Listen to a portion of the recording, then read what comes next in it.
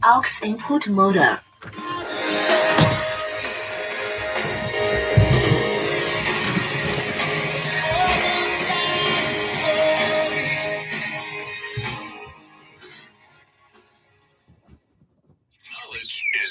Same thing. Same. Before God and all mankind, I pledge the love and loyalty of my heart, the wisdom and courage of my mind, the strength and vigor of my body. In the service of my fellow citizens, I promise to stand up for justice, brotherhood, and peace, to work diligently and creatively, to think generously and honestly, so that Jamaica may, under God, increase in beauty, fellowship, and prosperity, and play her part in advancing the welfare of the whole human race.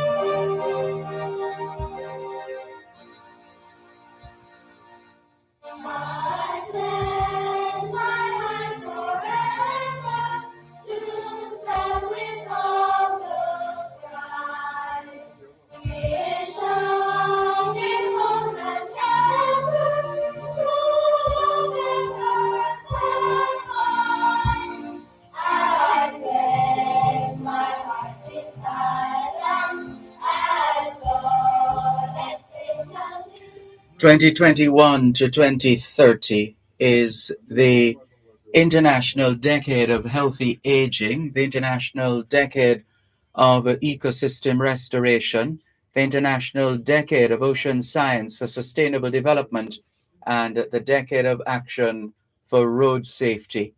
It's the 16th day of the 8th month of 2022, the International Year of Sustainable Mountain Development, the International Year of Basic Sciences for Sustainable Development, the International Year of Glass, and the International Year of Artisanal Fisheries and Aquaculture.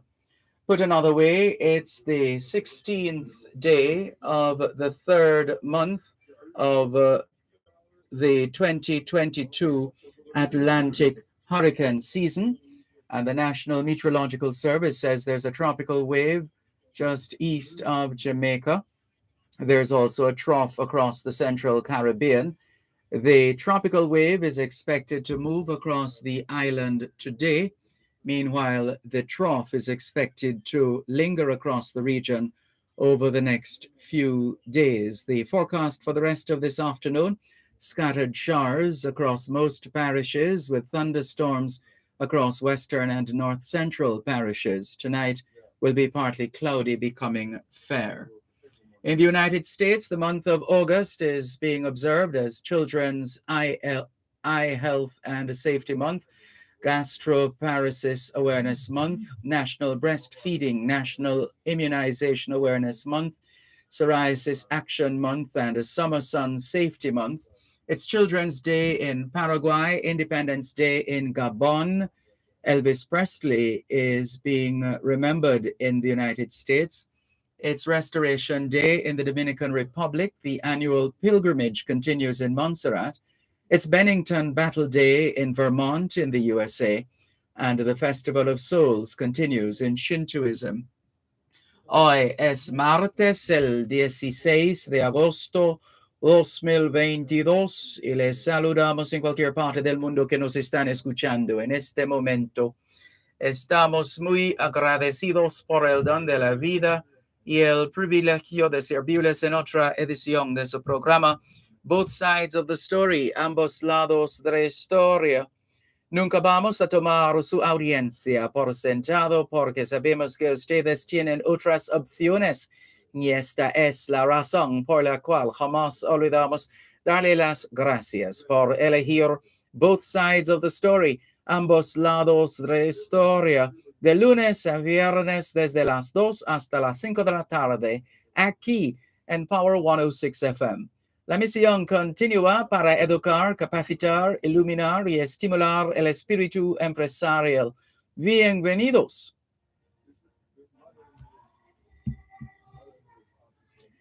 C'est mardi le 16 août 2022 et nous vous saluons tous qui nous écoutez où que vous soyez dans le monde.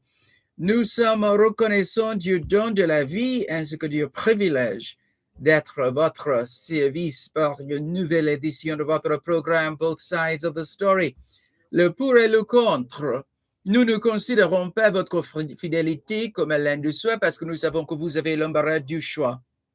C'est pourquoi nous n'oublions jamais de vous remercier de choisir d'écouter Both Sides of the Story, le pour et le contre, du lundi au vendredi de 2h à 5h de l'après-midi sur notre antenne Power 106 FM. Nous continuons notre mission d'éduquer, d'habiliter, d'éclairer et d'encourager l'esprit d'entreprise. Bienvenue.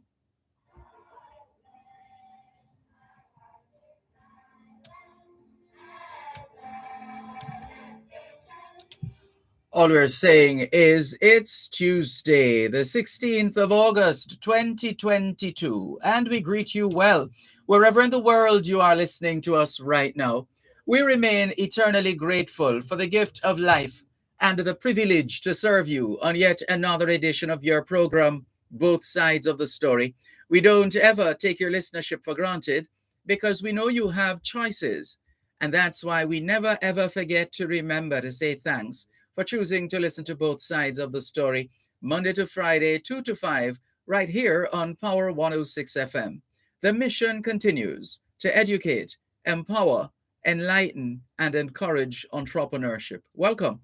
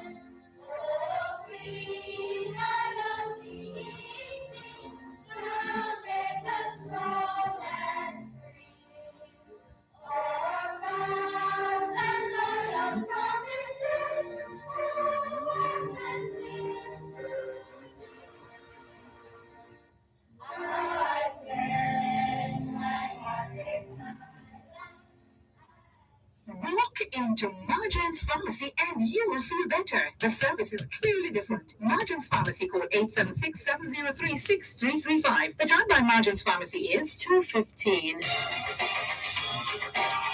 In need of a locksmith? Call Lock Safe and Vault Limited, the experts in the business, specializing in safes, vault doors, cash protector units, locks, crowd control, and locksmith services. Lock Safe and Vault Limited, 40 Shortwood Road, Kingston 8. Telephone 924-555023 or 924-01245.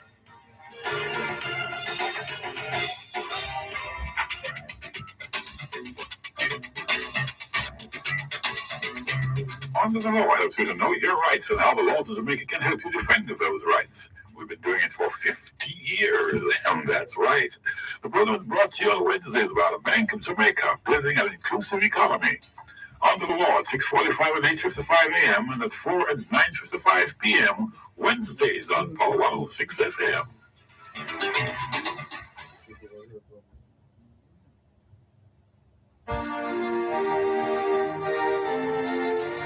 Good afternoon to those of you listening to us on 106.1, 106.3, 106.5, 106.7, and 106.9. From Morant Point to Negril Point, from the Goat Islands to Galena Point. This is Power 106 FM, serving Jamaica and the diaspora.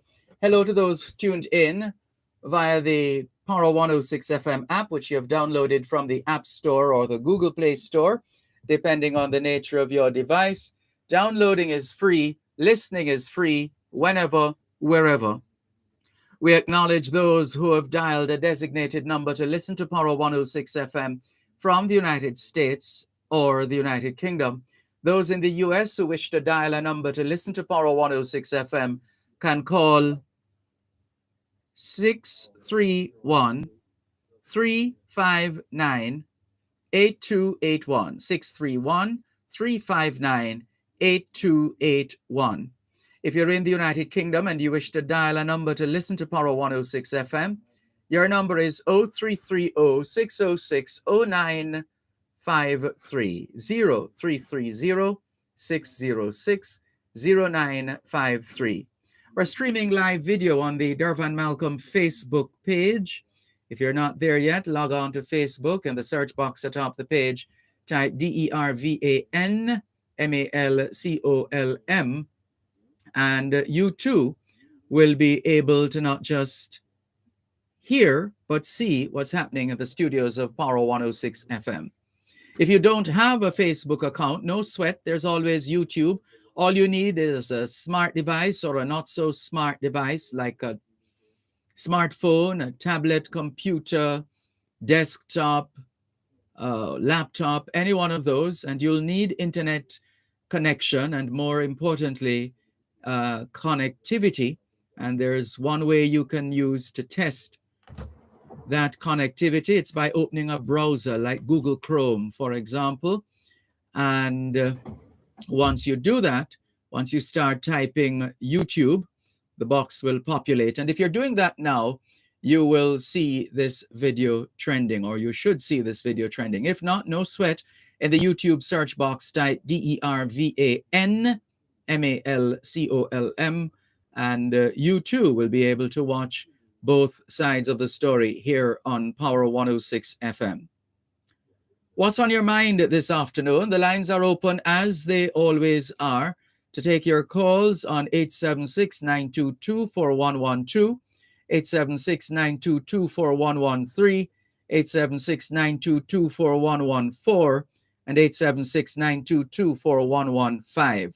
The text line is the same as the WhatsApp number, which means you can not only send us your text messages, your WhatsApp messages, your voice notes, but you can call us on WhatsApp as well. And that number is 876-365-3346. 876-365-3346. Let's greet some of those who have joined us already.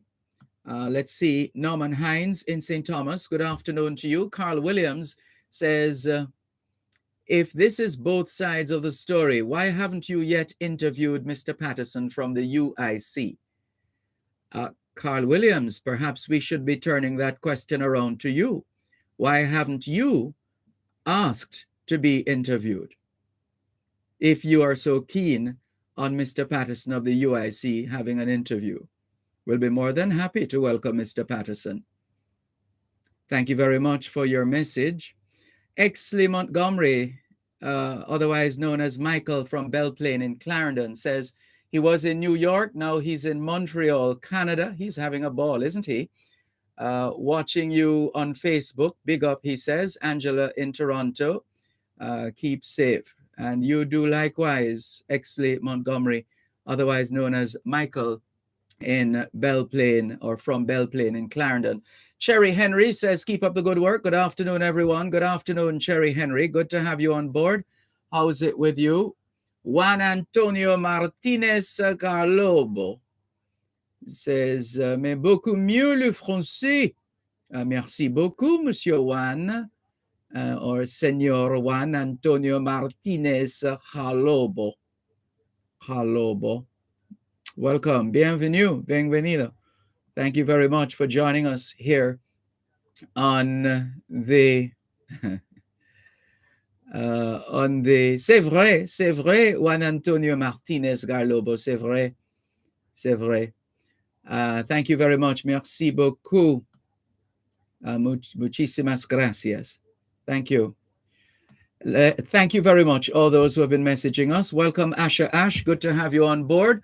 What's on your mind this afternoon? You know how we do it. It really is about you than it is about us. We want to hear what's on your mind. We want to hear what are the discussions taking place in your household, in your community, on the taxis, on the buses, on the corner, wherever you are in the world. What is the subject of discussion? What is the topic of discussion where you are? Happy to share that information with our listeners at home and abroad. So here we have, as usual, James in East London regaling us with the stories coming out of the United Kingdom. And the first one is thunderstorms warning as heavy rain floods roads. Let's see, how bad is it? Let's take a look and get an idea of the areas that are being flooded. Let's see what we have here.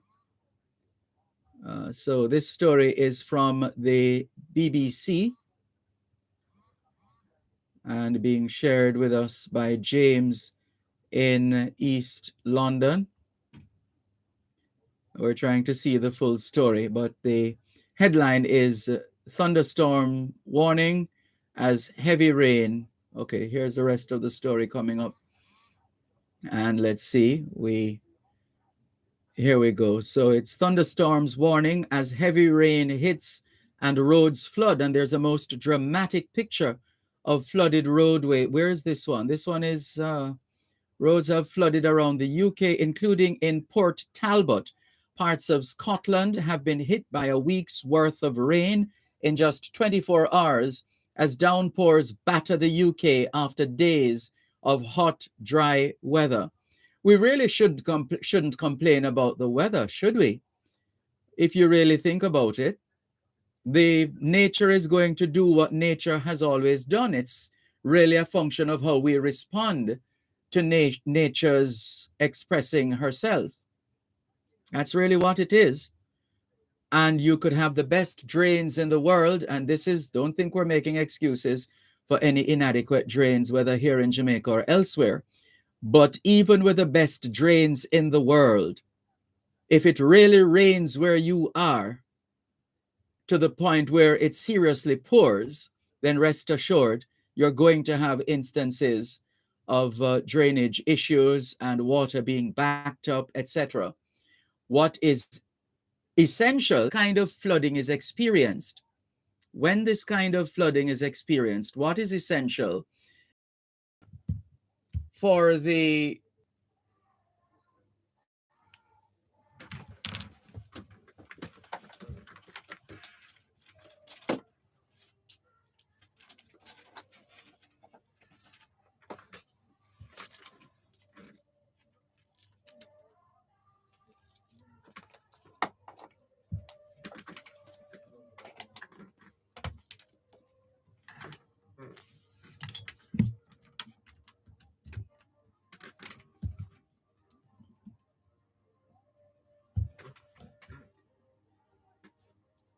right? So as we were saying, what is even more important is for the technical teams, the experts, the geologists, and all the other technicians in the field.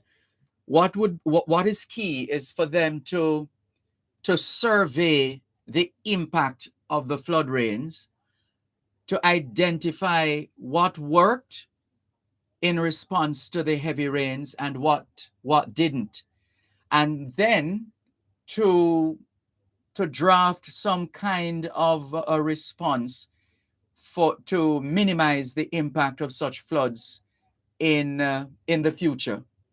That is something that is worth discussing even further. But we'll pause there because we don't like to keep you holding. Those who call this program 876-922-4112-5. Good afternoon. Thanks for calling. Good afternoon. I'm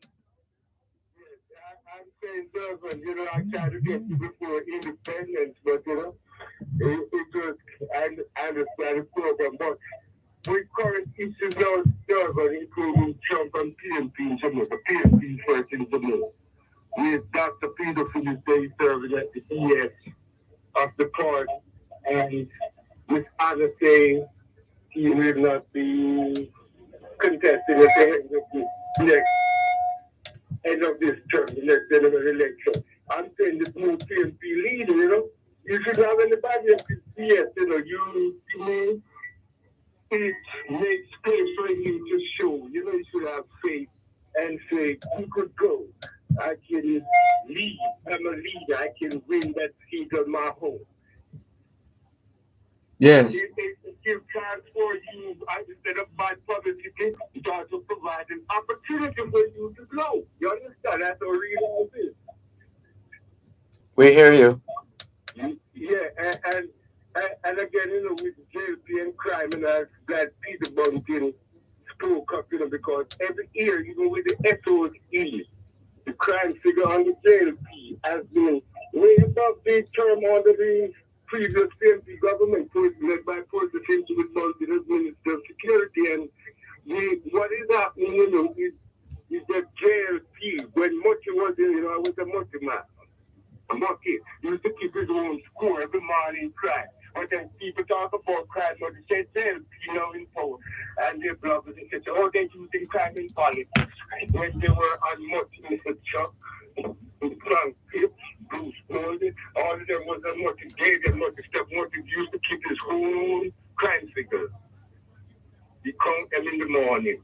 The kind of headlines and so that the summer they go, suicides and like this girl from Spanish, but I don't understand it. You go to a lawyer place in New Kingston and children like I don't know that the family members or what, got a problem weird to me, the police inspectors and anything like that,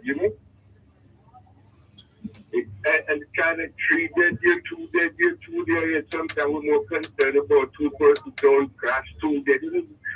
Something, I think in the Dervan, like I told you, the absence of law. Law means strict sentence for crime. A guy say he pay $100,000 to kill the next man in St. Elizabeth.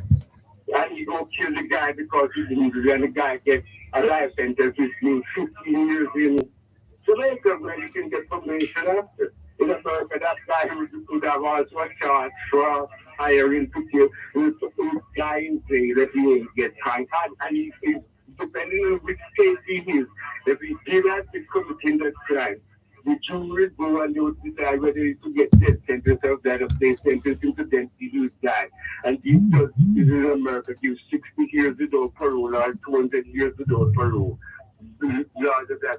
But in Jamaica, a guy gets 6 years for impregnating his daughter, which is okay with me, but the next guy gets 4 years. One moment, please. You're listening to Power 106 FM. The time is now 2:30. Supreme Real Estate, licensed real estate dealers, the experts in residential, commercial, industrial, hotel sales, rentals, and leases. Supreme Real Estate, Main Street, Salem, Runaway Bay, St. Anne. Call 876-973-5026 or 876-973-6142 and email supremerealestate@cwjamaica.com. created for the petroleum industry. HAS Petroleum Equipment and Supplies, providing equipment and parts for petroleum transportation, dispensing, servicing, retrofitting, construction, and maintenance of service stations. Your one-stop superstore. Save foreign exchange and time. Shop locally. Visit us at 181 Hagley Park Road or call 876-787-1236. HAS Petroleum Equipment and Supplies, the petroleum industry innovators. Luxury beaches, countless grains of pure white sand, tranquil breeze and palm trees, our beautiful island Jamaica. Oh, Jamaica. We miss the vibrancy of our tourism product, but hope is on the horizon. At Exim Bank, we know that SMEs in the tourism industry need support to keep this vision alive, to strengthen one of our country's strongest assets. Let us help you to build a better future for your business. Ask about our small and medium-sized tourism enterprise loan today. Borrow up to 25 million with interest rates as low as 4.5% and up to 7 years to repay. You can breathe easy. Enjoy your progress and continue contributing to Brand Jamaica. Exim Bank. By helping businesses, we save lives and livelihood. National Irrigation Commission customers, you can now pay your bills online using your Visa credit card, MasterCard, or NCB key card by visiting the website www.nicjamaica.com. Select Pay Your Bill option, then follow the instructions, or visit any one of their office locations and pay using your debit card. The National Irrigation Commission Limited. Irrigation, making the difference in agriculture. Parents, get the Children's Zone every week in print or online. Every child learns differently, so choose the printed Children's Zone where they can write, draw, or color on the page, or the online Children's Zone where they can use anywhere on their phone, tablet, or laptop. Sign up today at www.jamaicagreener.com/premium/Children's Zone or contact us at 876-932-6188 or 876-932-6288 for your printed Children's Zone and further information. Choose the Children's Zone because your child deserves the best. Farmers, come for a candid conversation with the Minister of Agriculture and Fisheries, the Honorable Pernell Charles Jr. Learn more about the agricultural sector and the role we all play with its development. That's a Morning with the Minister, every second and fourth Friday of every month during Farm Talk with Alfie McKenzie, right here on Power 106 FM.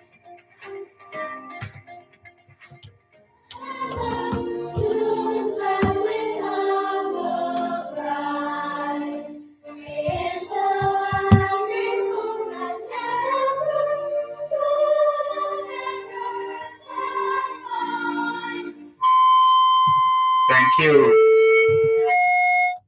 Thanks a lot. Thanks a lot for staying with us here on the program, Both Sides of the Story, Poro 106 FM, still streaming live on the Gleaners website, go-jamaica.com, live on your smart devices all over the world. Taking your calls on 876-922-4112-5, 876-922-4112-5. Anxious to hear from you. Let's continue. 876-922-4112-5. Thanks for holding. Are you there? Oh, that person got tired of holding, perhaps. Let's move on. 876-922-4112-5. Are you there? Good afternoon.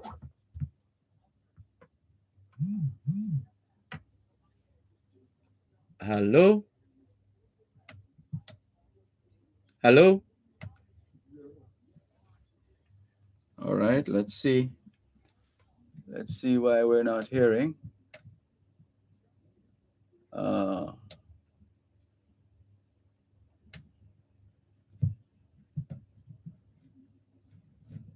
Aux input modem. Right, let's try that again. Hello? Hello? Hello, Dervan. Yes, thanks for holding. Sorry about that. Please continue.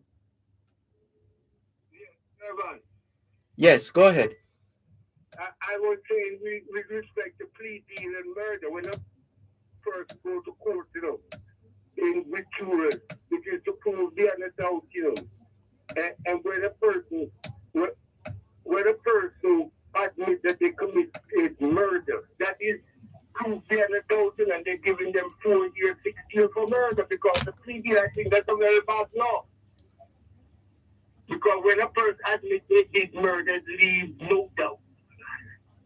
Like the guy with cocoa peas and things like that, I think, the country, we got to have law that's deterrent, and 80 or so percent of the murders committed ain't resolved, ain't solved. So, Yes. that, with that, I think, Dervan, the rule of law, we enforce them, and we quick to detect and to find them out and to quickly prosecute and imprison and punish the person with respect to the type of crime they committed is what is lacking in the society. So people start taking justice into their own hands, which is lead to crimes piling up.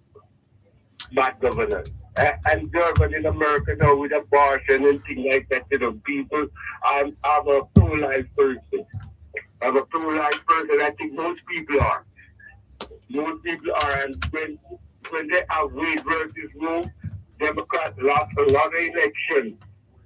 With the exception of Carter from 73 to 92, it was all Republicans, so I think they have a wrong agenda. Because reproductive right to abortion, but black people do it more. Which is what I would ask why. Have a blessed day. Thank you for the call. Take care. This is your program, Both Sides of the Story, Poro 106 FM, still streaming live on the Gleaners website, go-jamaica.com, live on your smart devices all over the world. Taking your calls on 876-922-4112-5, 876-922-4112-5. Let's go back to Juan Antonio Martinez Garlobo says, good afternoon, Malcolm. God bless you, your family, and all the listeners. God bless Jamaica and Cuba. Thank you very much. And Rani Bell says, good day, blessings to you too. Rani Bell in St. Thomas. It's good to have you on board. Thank you very much for joining us. Hello to Jacqueline Simmons as well. Thank you very much for joining us, Jacqueline Simmons. Owen Lewis says, but having the best drainage system will minimize extensive flooding or damage. That is correct. That is correct. The point we're making is that when it rains, it pours. And if it does indeed pour, then it's going to have implications even for the finest of drainage systems. But it does make a difference when we have well thought out and properly implemented flood mitigation apparatus. And if we have that, then yes, there would be the damage is likely to be minimized for the most part, give and take some exceptions. We in Jamaica lack proper drainage all over, says Owen Lewis. And that's no secret there, Owen Lewis. Thank you. A lot of work to be done in that regard. There are times we engage in, what do they call it, skimping, from the standpoint of looking at the amount of money that you have to spend and not going all out to do a thorough implementation, but instead to cut a corner or two. And then the next thing you know, the system is too small. For example, the drainage system too small, or a channel that is too narrow or otherwise inadequate to allow for the flood of water coming through that particular channel. So that's usually one of the errors we make. We just, in keeping with the budget, assuming the money is not enough, and even if, well, some kind of skimping takes place, and then you make a small drainage system or a small channel, a narrow channel, a narrow water flow area. And then when the heavy rains come, when it really pours, the poor drain can't manage it. And so this is why it's so important when we have the floods, when we have serious rains, heavy rains, and areas are extensively flooded, it is important, and this is where we have to equip our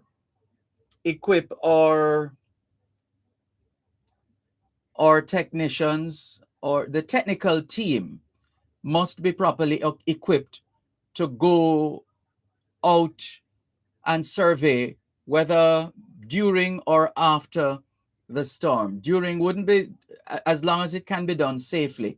So you can see the actual flow of that water gushing.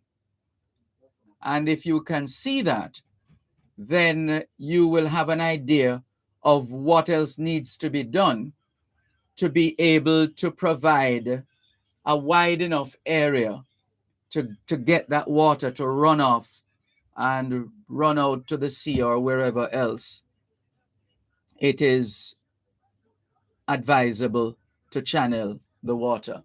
876-922-4112-5. Good afternoon. Thanks for calling. Hello? Good afternoon, Mr. Coombs. Yeah, all right. You were talking about the book, page 218. Yes. Somebody call and say, West Carver did talk about it, so why we can't run West Carver, right? All right. The evening about 7:30, 8 o'clock, I call West Carver. You have some good reason, you have no reason very properly. So me listen what they say about the book, the writing of the book, and when we don't talk, and say what about after the land was being sold, I want the land sold. Let me know if the person know anything about that, and we said no. After the land sold, the people have moved out. Me think they go back down there, but me look at, after I talk to me that day, me make some inquiry, and they said they don't go back down there. So most likely, when it's said, it never said to the government scheme there, but depend my by Professor Tuari. So most likely between when the man have it, and when that man sell it to the government, Rasta can't go there. Could go there and live. Me don't know about that, so me never beat him down. Alright, what I know about some Rasta, when I come out of 1966, about 68, 69, right about the town police station, across the road, Industrial Choice and the right and Transparency Road. About 2 big sawmill was there, cutting big lumber, timber them. So I was wondering why the sawmills are here. So some Rasta was living there. About 8 to 10 hut. Them use a slab and cardboard make hut. And one of them dead in the house. And then see them they put him in a wheelchair, we lead him back. The wheelchair, so we burn that chair. And we left back chair. And I'm a feed him and the battle. And I'm stink. And so the king is resting. And somebody same Rasta what they Joe Williams them. And I said Joe Williams shake down his Joe Williams was the police commissioner. Joe Williams was the police commissioner. Yes, sir. But before he got the commission, he was at Denanton, right? So shortly after that, he get the commission. But at the time when he was at Denanton control station. So the man did him there. So me I was cover all that discussion there. But I talked to one big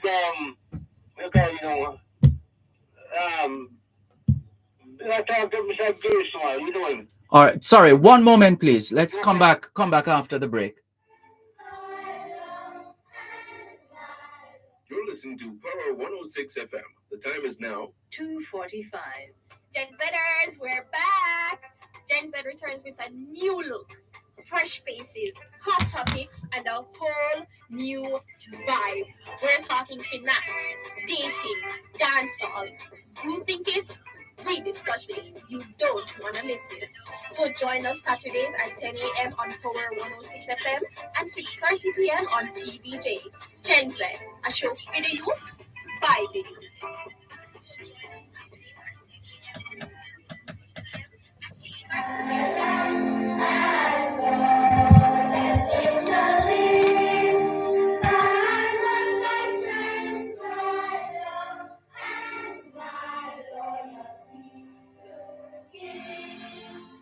Thanks a lot for staying with us here on your program, Both Sides of the Story, Power 106 FM, still streaming live on the Gleaners website, go-jamaica.com, live on your smart devices all over the world. Thanks for holding, Mr. Coombs. Please continue. Listen, I was talking to Mr. Jerry one time. I mean, things when I hear about the beat and rest down with me, I'm going to tell him what me hear. What the tenant town thing about Joe Williams. So I'm asking, what the man when him did? So I said, I hear him, I know him. He told me that man named King Emmanuel. But West Carver said him, so I'm not calling nobody, but so somebody tell me say him King Emmanuel. So I don't know, but I don't say some rest I live there. And the man didn't talk about the King University. They might free the man lives battery. That means anyway West Carver pick up, you have good reasoning. And he's a man who can reason with it. But he listen to me first, no. And he said, when he listen to me, that is story. But what about after the place was being sold? I said, well, I mean, make some inquiry. The people say they don't come back down there. You did with the page, you can't tell them what page you know. Them after they run them for some go Batch and Pen, some go Timpson Pen, and some go 4 Mile. See their book, well, that man not tell you life. Me was around them time, me not born, but me know other people when the band don't go down there. Where do me live the people, me buy a place from, I did them band and go, but one man can write up two different people can write up one place of same thing in one book, right? Anyway, thanks for listening. So I can come in now. Thank you for the call. All the best. And thanks for listening, sir. Take care. Thank you. This is your program, Both Sides of the Story, Power 106 FM, still streaming live on the Gleaners website, go-jamaica.com, live on your smart devices all over the world. Good afternoon. Thanks for calling. Hello? Are you there? Go ahead, please. Faintly, but we'll try to see if we can up the volume. Give thanks to Mr. Combs, man. He's my Salman Scott, that's how his story we have in Jamaica. But he's mixing up the two events in one because Rasta was at Grassyard, so-called Bakawar. That long after when him attack about that when Rasta occupy West Kings around the so that the man have been there.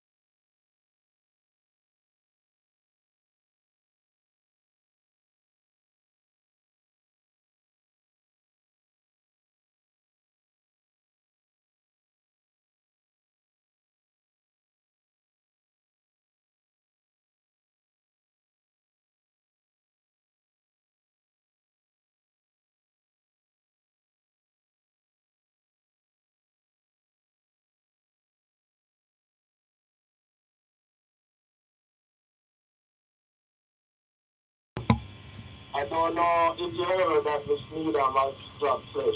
Yes, we did announce it. Okay. Condolences once again to her family. Yeah, man, and I was out. I wasn't hearing the program up that day, so, Mhm. you know, it's sad, because lady that I never meet, but we have so much trust and respect for me that a lot of our problems she will call me and reach me out, and sometimes we can help her, sometimes I will tell her how and who to go to and all of that. So, you know, it's coming like something else because the last time I spoke to her, she was very strong in spirit and voice. Yes, indeed. In fact, she was in the midst of taking care of her grandchildren. That was her latest assignment, to take care of her grandchildren. And according to the situation relayed to me by her daughter, she said apparently Ms. Needham was at home with the children, with the grandchildren, and one of the grandchildren called Ms. Needham's daughter to say, Mommy, we're calling Grandma, but she's not waking up. So that's how it unfolded. And you can imagine the trauma for those children trying to wake Grandma and Grandma not getting up for whatever reason. That's what funny told me to her son. Mm-hmm. That she was working, taking care of her elderly person, you know. Yes. And her daughter lived down in Wallava Bay. And the son said she died in her sleep. Yeah, essentially, that's it. The child said, called her mother, which is of course Miss Needham's daughter. No, that's not the point I'm making. I'm just wondering whether or not she had left the job and never tell me because. Yeah, she left. She left Journey Park. Okay, because the lady Angela back. No, careful no, careful no, careful no, because we're talking about people who are known.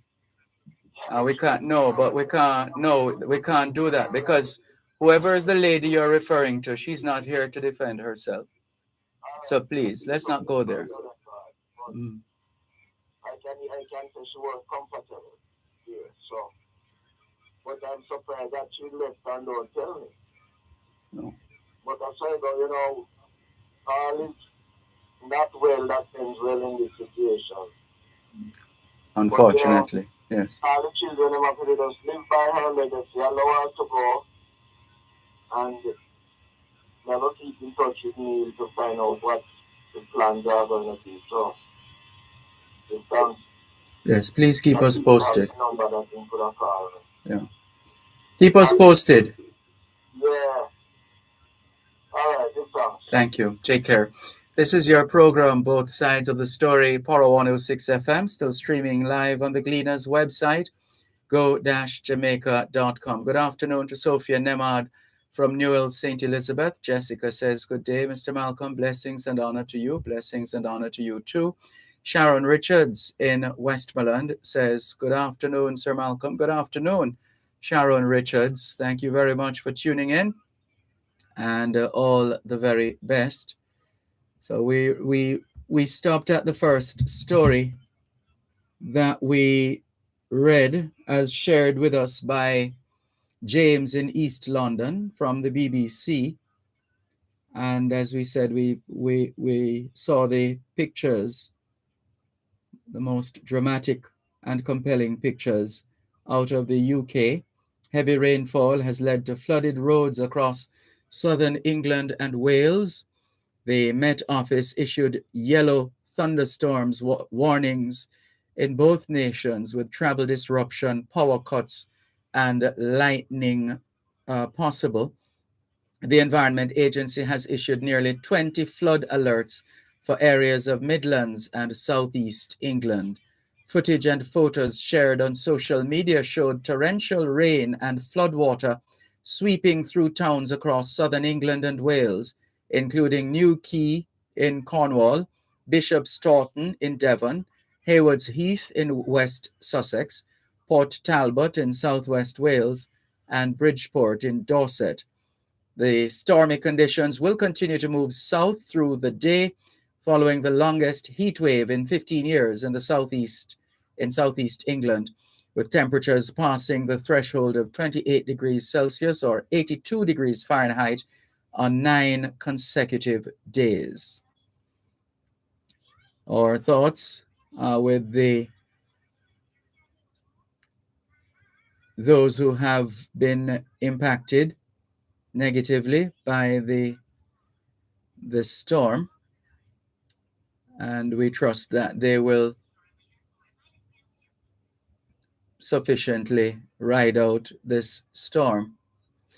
Let's just go through quickly some of the other stories trending coming out of the UK, as shared with us by James in East London. Here's another one. London rocked by night of violence as triple shooting. And where's the rest of the story? And you would think definitely worrying London community in shock as triple shooting sees 3 in hospital. A dad has described a triple shooting near his home in London as worrying after 3 people were left hospitalized. Builder Gentian Kuka, 45, described seeing police and paramedics surrounding one of the victims lying in the street near his home after the incident last night. Officers from the Metropolitan Police were called to Dog Lane, Neasden, northwest London, following reports of a person being shot. They found a 17-year-old boy suffering from a gunshot wound. 2 men, a 21-year-old and a second man, police believed to be in his early 20s, were found nearby. All 3 were taken to hospital. London's Metropolitan Police said in a statement that the teenager's injuries have been assessed as not life-changing. However, the 21-year-old has a potentially life-changing injury, while the third male is in a serious but stable condition. And the story goes on. So that's one of the features of this COVID-19 pandemic, whether directly or indirectly, has been the increase in crimes, the increase in criminal activity across the globe, and the murder being up there as well in terms of the areas. So that's been one of the features of this pandemic. And UK real pay falls by a record 3% as job vacancies also decline. And woman dies after falling from balcony at East London council offices. Murder charge after man's body found in Lewisham. And there are updates from Tottenham. These are some of the stories that James in East London compiled and shared with us. Thank you, James in East London. The circumstances of some of those stories notwithstanding. Good afternoon to Paulette Saunders. Thank you very much for tuning in as usual. This one says, listen to your program, Land Connection. Is this a sponsored program? Ms. Gloria Brown staff is tardy in responding to emails or voice messages. And, well, we are sorry to hear that that has been your experience, except that you would imagine they might very well be overwhelmed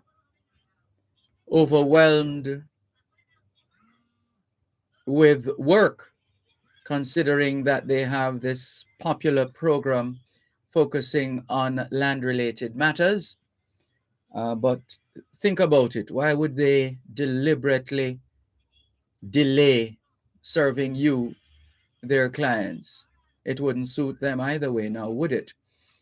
But let's forward your message nonetheless to this person. There's more after the break.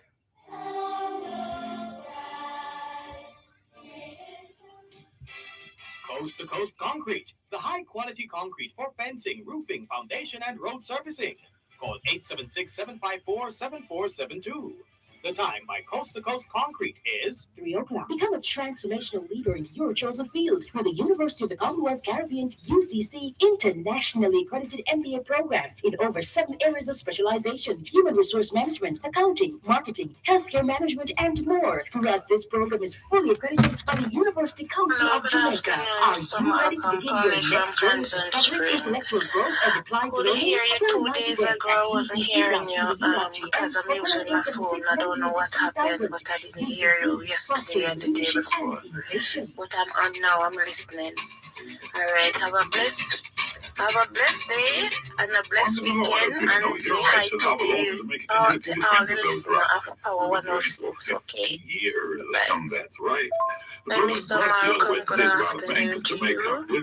I was out. Hi, Mr. Malcolm, good afternoon. I'm just saying good afternoon. Sorry about that call a while ago. It was an error. I'm just saying good afternoon to all the listeners and you also. Hope you have a blessed day. Say hi to Angela in Toronto. Haven't heard her in a while. But I'm always looking forward to hear Angela and the rest of the listeners. Have a blessed day, Mr. Malcolm, Paulette, Consent Spring. Paulette Saunders, Consent Spring. Thanks a lot for staying with us here on your program, Both Sides of the Story, Poro 106 FM, still streaming live on the Gleaners website, go-jamaica.com. Here's a voice note we were able to listen to during the break from Paulette Saunders in Constant Spring. Hi, Mr. Malcolm. Good afternoon. I'm just saying good afternoon. Sorry about that call a while ago. It was an error. I'm just saying good afternoon to all the listeners and you also. Hope you have a blessed day. Say hi to Angela in Toronto. Haven't hear her in a while. But I always looking forward to hear Angela and the rest of the listeners. Have a blessed day, Mr. Malcolm, Paulette, Consent Spring. Paulette Saunders, Consent Spring. Thank you very much, Paulette Saunders in Constant Spring, for your voice note on our text line, same as the WhatsApp number, 876 365 3346. 876 365 3346. And there are more messages. H. Morgan in Birmingham says, hello, Dervan. Good afternoon. I just returned from Jamaica after a 3-week holiday. Wow. I was amazed at some of what I saw. Lots of bananas, breadfruit, and ackee. Beautiful countryside. Jackfruit, lovely. However, I cannot believe that to take an elderly patient to the hospital in an ambulance would cost $30,000. A bag of drip for 3 days cost $50,000. When I visited the University Hospital of the West Indies, what I saw was a national disgrace. Some patients' relatives have purchased mattresses for their loved ones because I had to purchase one for my aunt. Common wipes I had to purchase. The hospital pharmacy did not have the medicine for us to purchase. Then on the other hand, the drivers, especially the taxi drivers, they are the worst drivers I ever seen. And to think they have passengers on board. When you stop at the traffic light, they just come right in front of you. Last Wednesday morning on the Old Harbor Road, one taxi ran into another car, killing the driver on the spot. It happened right in front of me.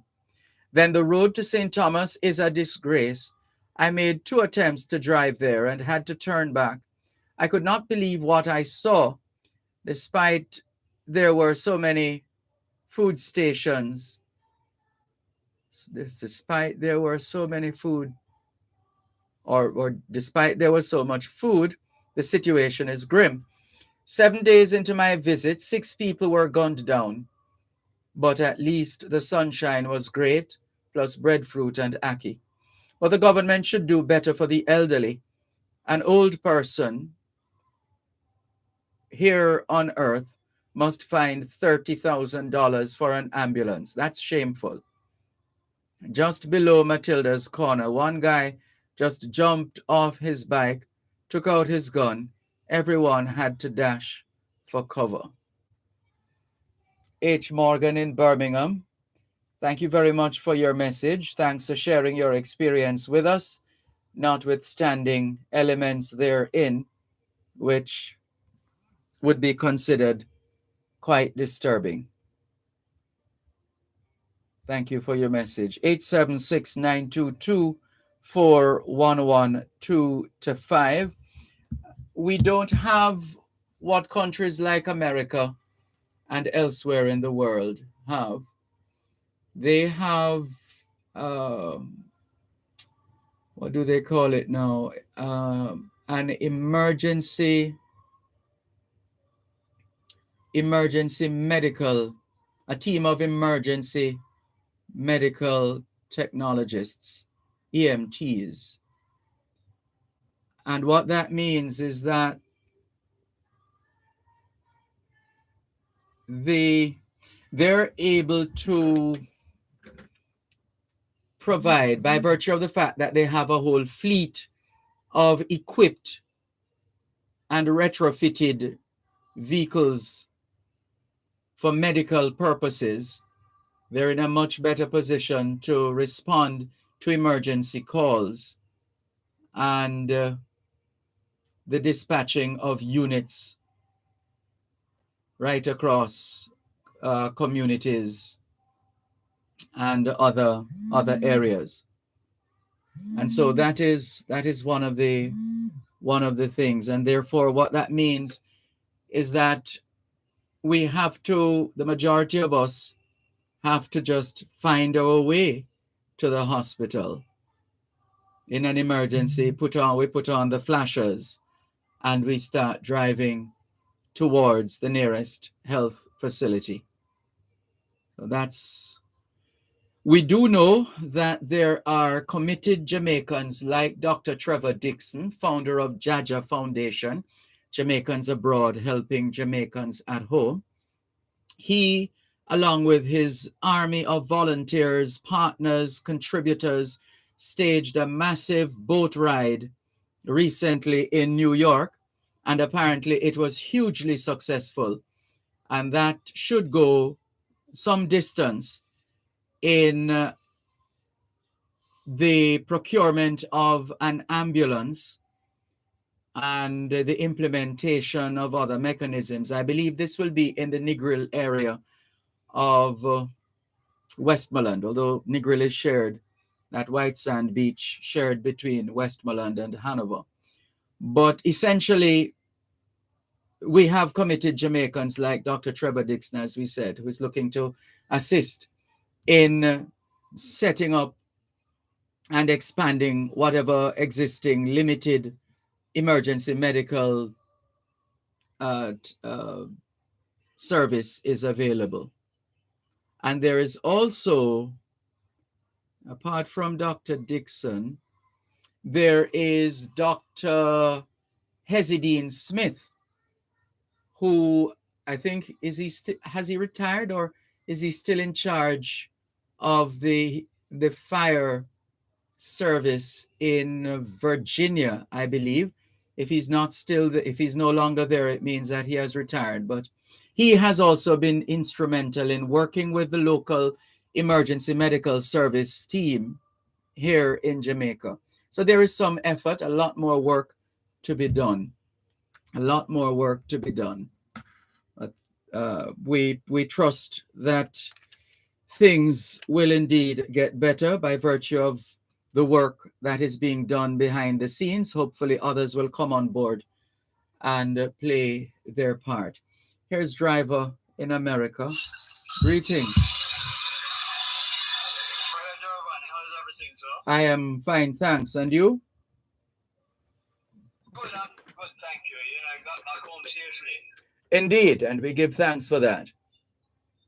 Yeah, man, give praises indeed, you know, and I'm glad that you're moving around again. I was listening to you speaking with the principal of Magati. Is that Mr. Graham? Yes. Yes. Brother Dervan, you know, and I was so moved. Very, believe me, man. Everyone you interviewed, they did Magati proud, you know. Yes. And right now, Brother Dervan, regarding that, the school, Magati High School, is a beacon of that community, you know. And as an older person, Magati was a hub on the railway line, depot.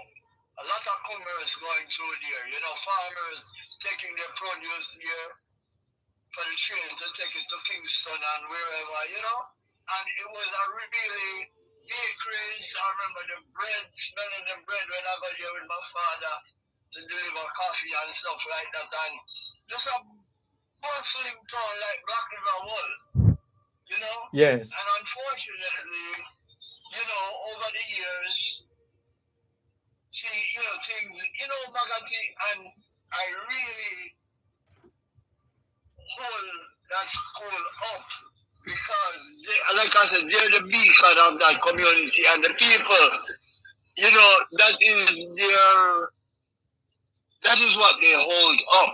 And the young athletes from there that went away and won medals, believe me, man, you don't know how far that goes in a little community like that and surrounding communities, you know? Yes. But, in listening to him and, people who are committed to their individual communities in Jamaica, because oftentimes, we get lost in the urban, side of Jamaica and not really. And I thank you for highlighting these little communities, for real, man. Yes, indeed. We're happy to have obliged. Yeah, man. And the Alumni Association down there, Godspeed to you all, you know what I mean? Because, you see, St. Elizabeth, man, there's so many, as a youth, like as you might gather, I used to move around, and believe me, man, you know what I mean? And it's not just St. Elizabeth. So many other I listen to people on the various programs, and a lot of communities have just been going down. And that is not what we anticipate as a youth growing, and listening and stuff.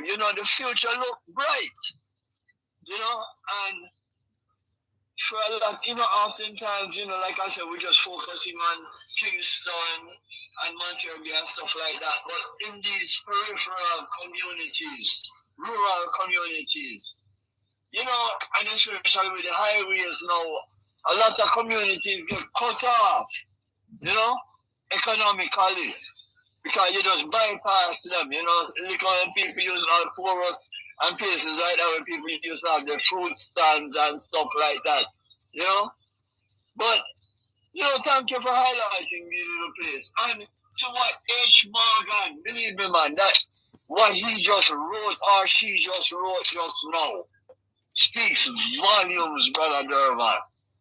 Yeah. Speaks volumes. I was listening to it so intently. It was so graphic. And I said to myself, wow.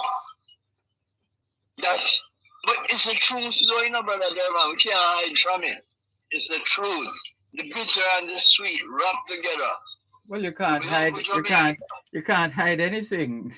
if we used to be able to hide things in this day and age, even if something is kept in the dark for a while, as Bob Marley reminded us, what was hidden in the dark must come out to light. Brother Dervan, perfect segue to what we want to talk to you about now.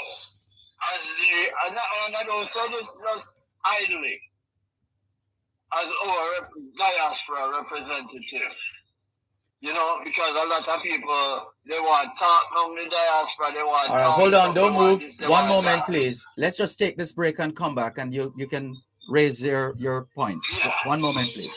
Okay, sir. You're listening to Power 106 FM. The time is now 3:15.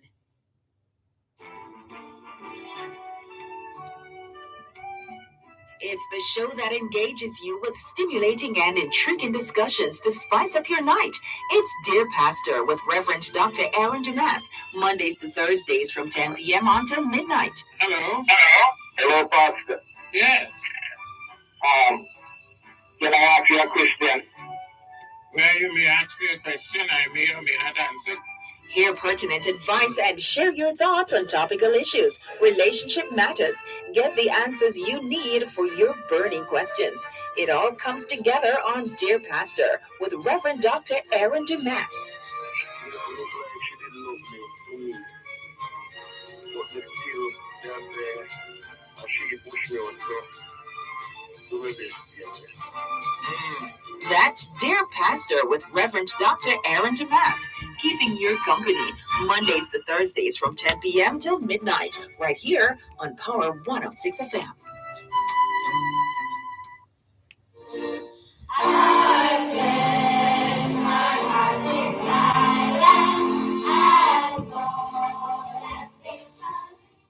Thank you. Thanks a lot for staying with us here on your program, Both Sides of the Story of Jamaicans at home and abroad. Taking your calls on 876-922-4112 to 5. 876-922-4112 to 5.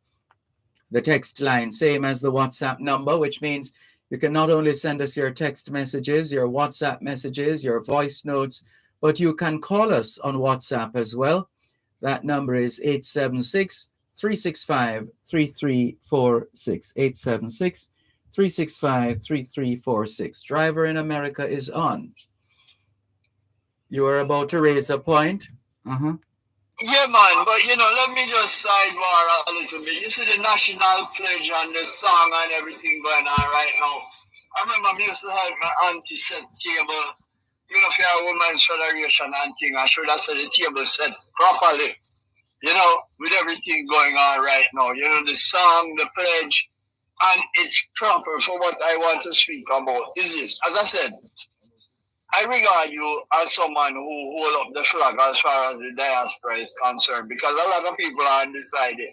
They're not sure how to really relate. Conceive exactly, sir. Exactly, relate to that is the perfect word. Relate to what the diaspora is, and I think you do a very good job in trying to present that at home and abroad. It goes a far way in helping us to define who we are. But same thing now, Brother Dervan. The whole thing about the assistant mayor down in Montreal branding those who wish to leave the professionals as cowards. I am offended by that. Yes, please, sir. That's a most unfortunate statement, quite frankly. Yeah, man, but a lot of times though, it's good when these people speak, because you see what's going on or not going on in their minds. You know what I mean? Well put. You see, exactly. So, it gives you a glimpse, and a lot, it's not just him alone. For what it's worth, and we didn't plan this, but for what it's worth, I'm scheduled to broadcast from the Montego Bay Cultural Center tomorrow afternoon, 2 to 5, and I'm looking to see if I can get in touch with that deputy mayor to find out while we're in the city. Because, Brother Dervan, see what's happening here, as it relates to teachers.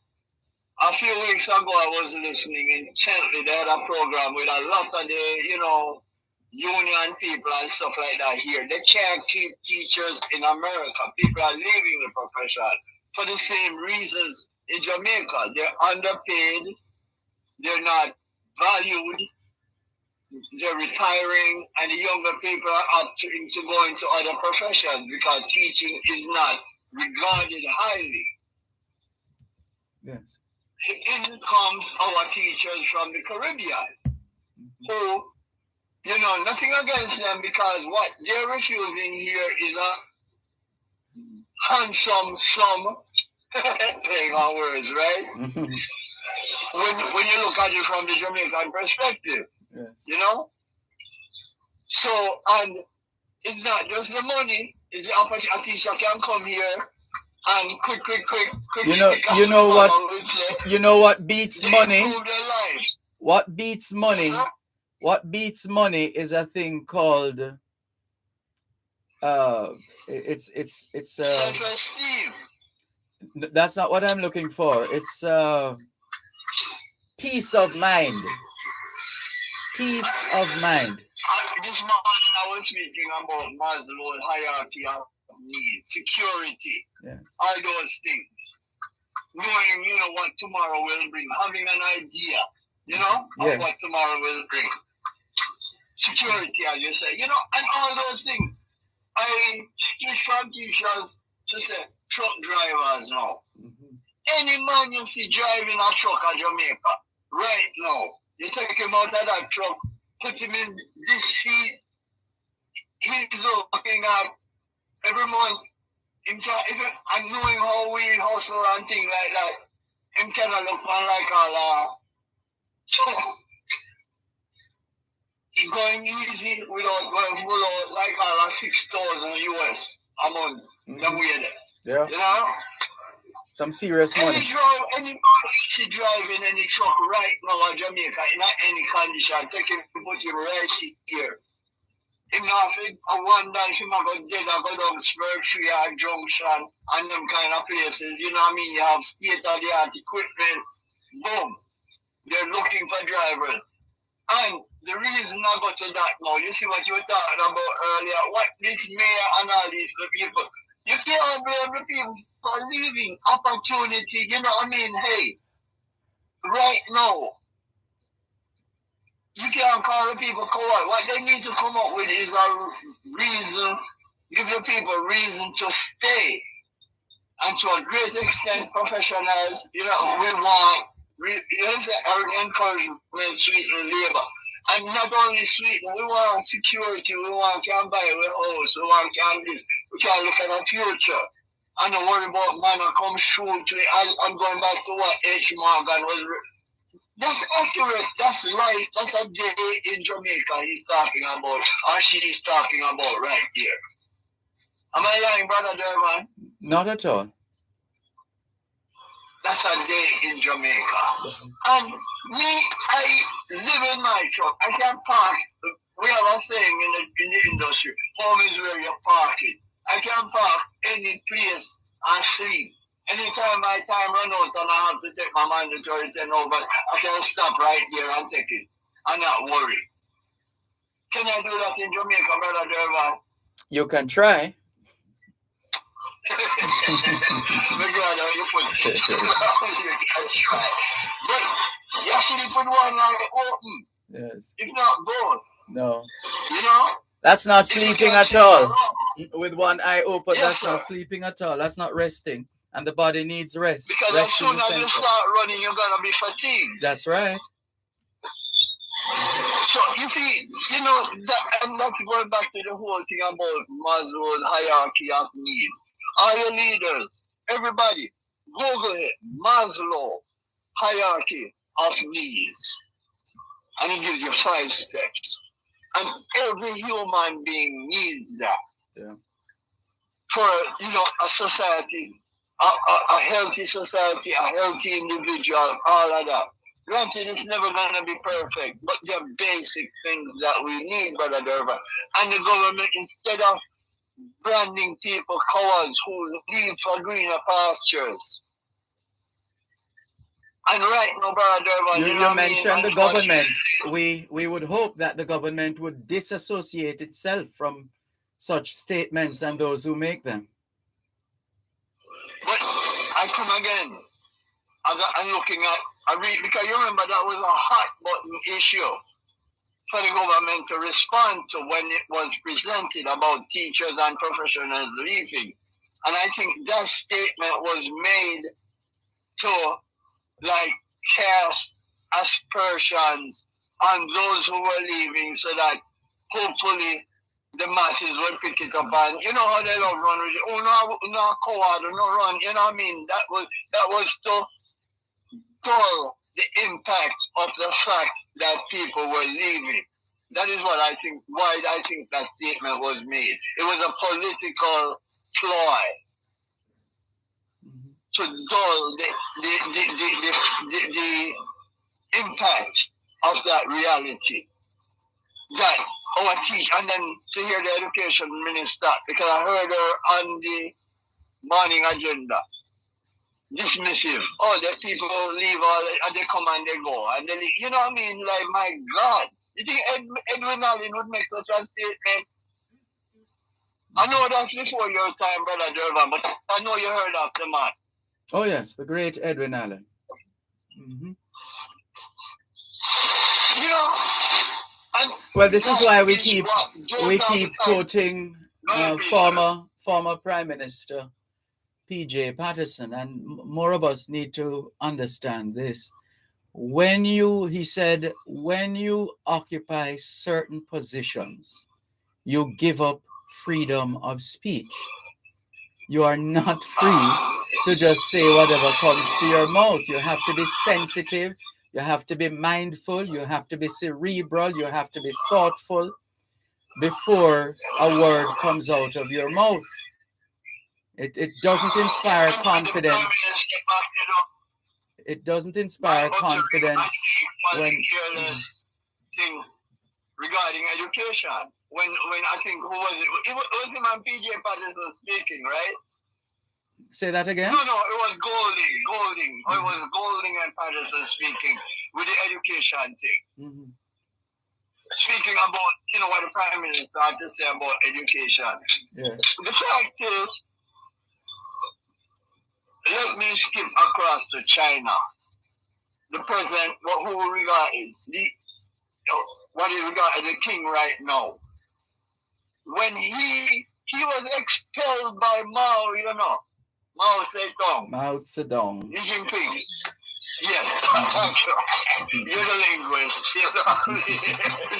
Yes, sir. So he was sent into the hinterlands because he was regarded as passing his place with the Communist Party. And he humbled himself and he went up there and he worked in the rural areas. And after the revolution, he came back. And he demanded to be put in charge of education. The documentary is on YouTube. And from 1978 to this day, you saw the grounds that China covered. Mm-hmm. In the documentary, there were people saying why they were working in the fields. They didn't think they would ever get a chance to get an education. Wow. But that is the kind of revolution that Xi Jinping, you know what I mean? That he, and the rest of them took on. Leadership is what leadership does. And I bring that up to bring it. You concluded the thought with that statement right there, brother. Leadership is what leadership does. And I can take it a step further and say, from that, we can look at the result to see what leadership is doing, or the lack thereof. Can I make that information leap? Yes, I get the point you're making. Yes. Yeah, and it brings us right back to where we are right now, Brother Dervan. And people would say, oh, it's personal attack, is this, is that. I am speaking about what it is right now and what it, you can put two and two together and get an idea, look down the road and see where we're heading. Yes, indeed. It's blinding us right now. We can look. And going back to H. Morgan, you know what I mean? We run around and we talk, we laugh and we talk. And Brother Dervan, it's just that we love our country. Even H. Morgan answered, why you see us saying, and boy, it's a love that I don't know. Sometimes I wonder if we need psychiatric help because we can't look past all of the ugliness and things. No, that is. Oh dear, that is real love, to be enduring all of this and still demonstrating an undying love. That's quite something. But can we leave it there for now? Because we have a feature, or weekly feature coming up. This is Jamaica. Brother Dervan, I thank you for listening to me. And you know what I mean? Like, believe me, man, it's not no coward thing. It's just that give us option. Give our people option. Give them a reason to stay other than just mouth talk. That's right. Lift up the nation. Lift up the nation. And it's not difficult. We have great people at home who can do it. You speak to a lot of the principals. Thank you. I should tell you as you go that Randy Williams is confirming that his company is paying $43 per hour for truck drivers. Let's leave it there. Thank you very much. All the best. Take care. One love, sir. Bless. All right. Protecting Jamaica's borders from illicit imports and exports is a key priority for the Jamaica Customs Agency. The JCA will remain vigilant and resolute in effectively fulfilling this mandate. The time by the Jamaica Customs Agency is... This is Jamaica time, 3:31. Gen Zers, we're back. Gen Z returns with a new look, fresh faces, hot topics, and a whole new vibe. We're talking finance, dating, dancehall. You think it? We discuss it. You don't want to miss it. So join us Saturdays at 10 a.m. on Power 106 FM and 6:30 p.m. on TVJ. Gen Z, a show for the youths, by the youths. This is Jamaica. This is my country. A son of this island, a daughter of this land. Fearless of fear, I stand in awe. Only love prevails, secured in God's hands. This is Jamaica, where joy cometh in the morn, surrounded by mystic waters, crashing upon the shores where only heroes are born. Only if you knew Jamaica as well as I do, then you would utter, I love you, Jamaica. God knows I do. This is Jamaica, a simple speck in the universe. Our hearts beat and pulse in every nation, but only second to the kingdom of God. We put Jamaica first. I am Jamaican, regardless of where you may find me. Black, green, and gold is the marrow in my bones. So if I die away from my island, I pray to God you'll take me home. Peter Gracie, poet, author of This is Jamaica, and delivering it in a way that he is able to in making the point that needs to be made. Good afternoon to you if you're just joining us. If you're wondering what is This is Jamaica about, well, it has evolved, it's still evolving, and it's multifaceted. Started out as the This is Jamaica Poetry Scholarship Competition, and it has become a movement. And if you missed it, let's tell you that it's This is Jamaica in association with Dr. Dwayne Dice of Education Solutions International Incorporated, presenting the second annual Peter Gracie This is Jamaica Poetry Scholarship Competition. The best video rendition of This is Jamaica by Peter Gracie is what they're searching for. General registration opens on the 5th of September and runs and closes until, well, I'm trying to say two things in one. General registration opens on the 5th of September and runs until the 23rd of that same month. The first round video renditions must be submitted by the 30th of September. The first round video renditions must be submitted by the 31st of September. If this is too much information for you to absorb at this time, no sweat. Just go to thisisjamaica.org. Thisisjamaica.org. Simple. This is Jamaica, no space, all lowercase. Thisisjamaica.org. The scholarship was created to empower children to restore and preserve Jamaican culture through poetry, drama, and the arts, to explore poetry as an educational building block, and to promote literacy. And the hope is to inspire and motivate students to express themselves freely through this poem. This is Jamaica, written by Peter Gracie. What are the criteria? It's open to students 6 to 17 years old who are currently enrolled in school for the scholarship period. The parent or guardian of the child must give permission, and registration is necessary as well. Must register at thisisjamaica.org. This is Jamaica at thisisjamaica.org and /scholarships. Applications must be submitted, as we said, by the 23rd of September, and video renditions by the 30th.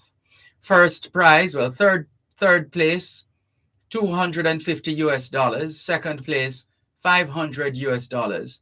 And first place, $1,000. Again, you can visit thisisjamaica.org /scholarships to register. How about that? And so now, another dimension to This is Jamaica. So we just told you about the This is Jamaica poetry scholarship competition.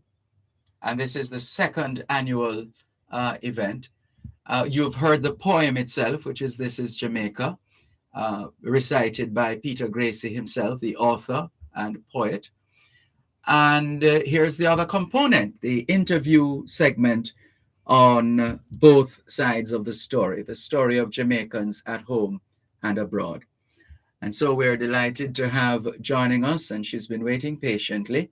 She's a marketing communications consultant, sustainability entrepreneur, civic engagement leader, and children's book author who recently published her very first title, Prickle's Plastic Pickle, a story exploring an environmental theme to inspire generations of children to be the change in light of the global climate crisis. She's the founder of the e-commerce platform Eco Earth Essentials, a business she started after completing her studies at Arizona State, having gained significant knowledge around climate change and the global sustainability challenges of our time. Through Eco Earth Essentials, Shelly-Ann aims to provide the eco-conscious consumer with better, more environmentally safe product alternatives to single-use plastic variants, as she hopes to make going green the irrefutable choice of every consumer. And shall we tell you her life story? Let's hold back some of the information. And in the interest of time, let's say good afternoon and welcome to Shelly-Ann Lures. How are you? Hi, Dervan. Good afternoon. How are you? I am fine, thanks. Wonderful. Thanks for having me. A pleasure. Well, let's get to the root of this conversation. And we always like to start by establishing your Jamaican roots, your Jamaican connection, your Jamaican heritage. Right. Well, to begin with, I hail from Northern Clarendon up in the hills of Kelly. But you know, Northern Clarendon, I'm sure you are aware, is actually where we'll find the center of Jamaica. So you're another one who's at the center of Jamaica, born at the center of Jamaica. Oh, isn't that amazing? Yes. Right. So yes, that's where I'm from. A little community called Broadleaf. Yes. Went to Duncanville Primary, and from there I went to Jamesville Primary School. Graduated from there and went to Edwin Allen High School. You know that we're number one in track and field right now in Jamaica. Indeed. Right, and then after that, after finishing high school, I moved to Kingston. I know whenever anybody asks where are you from originally, I always say I'm a naturalized Kingstonian. You know, because I lived Clarendon many years ago, moved there, and actually I went on a Christmas vacation and never went back to Clarendon because I fell in love with Kingston and decided to stay there and got my first summer job. Be careful that you can't go back to Clarendon when you're ready, talking like that, you know. No, that's still lovely. Yeah, so from there I worked in different sectors. I got my first job as a data entry clerk, and then I had dreams of working in media, and got my first job at Love FM. That's where I started out, and then went to Caravan and completed my. I did the diploma program first, and then did the degree program. I did a bachelor's in integrated marketing communications, and then from there I worked in multiple sectors. I was in the media fraternity for a little bit, and then I transitioned into communications and public relations, and then from there I transitioned into government relations, and the rest is history. I moved to the United States in 2015, and I've been here since, and still, working on developing myself and growing and just making good use of the opportunities that come my way here. What was it that led to your involvement with This Is Jamaica? Well, I know Mr. Peter Gracie through the Southern Jamaica Diaspora Group. I actually worked with them for a little bit, assisting them with some of their marketing efforts, and that was how I met him. And we've continued our relationship in terms of, being some kind of counsel and guide. Whenever we have special projects, I would, defer to him for guidance on certain things, and he would also defer to me. So we have like a working relationship, and I've been supporting his efforts with the Jamaica Poetry contest, and he's also been giving me advice related to my publishing and authorship work and just about everything I can, as fellow Jamaicans supporting each other. What was the extent of your exposure to poetry in your days at school? To be honest, I used to hate poetry. Oh, really? Tell us some more. Tell us more. Right. I'll call it a complicated relationship with poetry growing up. Mm-hmm. I remember in high school I did literature, and part of the curriculum, or part of my literary studies was poetry and English literature and English language. And I used to have a problem with, certain questions, like when they'll ask, what does a poet mean when he says the cow jumped over the moon? Like, isn't that very straightforward? I used that a kind of love-hate relationship with poetry. Yes. And then after that, I started reading more deeply into it, started, experimenting with different writers and just, trying to grasp their mindset when they write certain things or how they structure their sentences or the stanzas, as you know, poems are structured as such. Yes. And I started writing after that, and just, using my own expression to create, complex language. There was one time I shared one of my poems with a coworker, and the person said, you sound like a mad person. But I started to love it, and I've written a couple of myself. I had an experience once on a bus in Kingston, traveling home from work, and I was held up by a pickpocket, and I wrote a whole poem about that. But unfortunately, I lost my whole collection after I moved here. Oh, no. But I continued writing. Mm-hmm. Yeah, I do have one that I wrote in 2016 I call it an ode to Northern Clarendon. It's like I can share a little bit of it. Sure, please. Can you share it with us after the break, please? We can't wait to hear. One moment, please.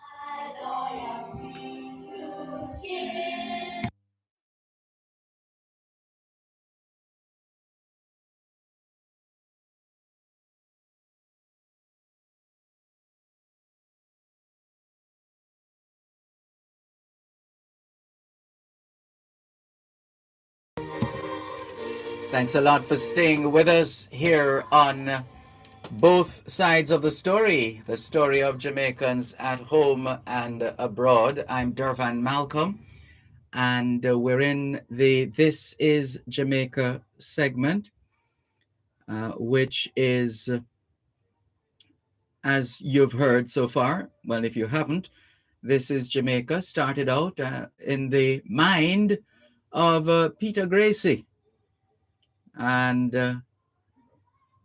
it has evolved and is still evolving. It's now more like a movement. So there's the organization, This is Jamaica.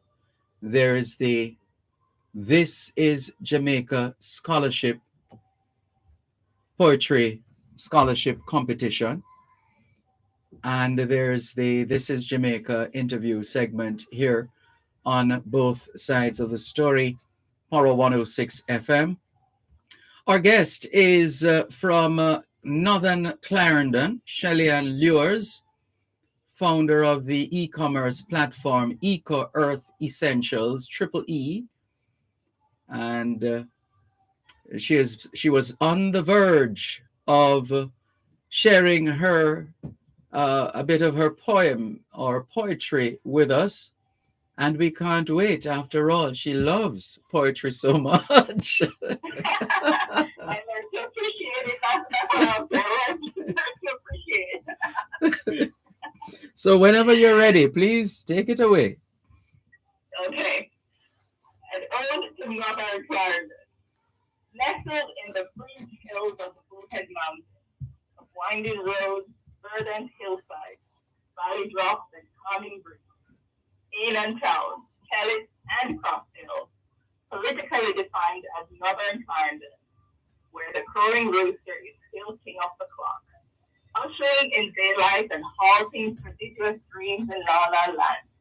Every farmer, school children, housewives, farm animals, and pets, stirring into motion as Road Eagle blares its horns off of Gordon Hill. We step into our daily motion, the arduous task of helping to build the Jamaican economy. So Road Eagle was the school bus I traveled on when I was going to high school.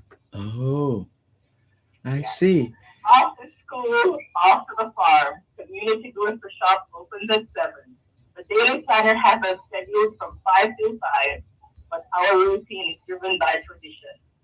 Smartphones are not so smart here, but through our hands, hearts, and minds, Northern Clarendon is building the economy. We are farmers because Jamaica's GDP must be improved. Sugar, bananas, coffee, citrus, cocoa, yams, and vegetables, heavily requested for the Overseas Farm Work Program. Our farmers are among the best Jamaica has to offer, proving time and time again that farming is much more than a hobby. We contribute significantly to academia and the literary arts, Claude McKay being one of our great exports. Born and raised right there in James Hill, Claude McKay must be declared. Claude McKay Day must be declared. All schools in Northern Clarendon must herald his poetic genius through song, dance, and oral speaking during National Heritage Day. So this is a call to action. Yes. Beautiful. Great ecotourism potential. Reminiscent of the world famous Bullhead Sea, transformed into the cultural epicenter of the area at least once every calendar year. We have waterfalls too, hidden in Collington, unspoiled, breathtaking nature in pursuit. The Venus flytrap is endemic here, and the Glacier purpurea, if you are a lover of orchids. Explore the nature trail inside the Mason River Reserve. Get to know our quaint little town. We too are working.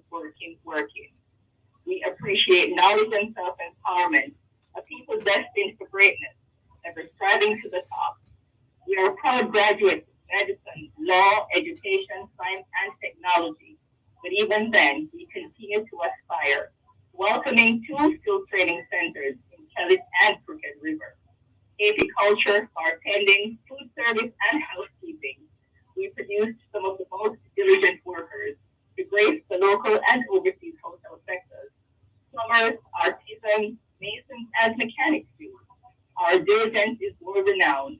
We are driven not by might, but by the leading of the Almighty, who has blessed us with an innovative spirit and a fierce resolve. Northern Clarendon is on the move, doing our part in building Jamaica. The foundations are being raised: social empowerment, investments in education, infrastructural development, and the commitment of all. A promising future awaits Jamaica land we love, as Northern Clarendon, through its people and resources, contributes to the building of the economy. The end. Well done. So, what prompted you to write?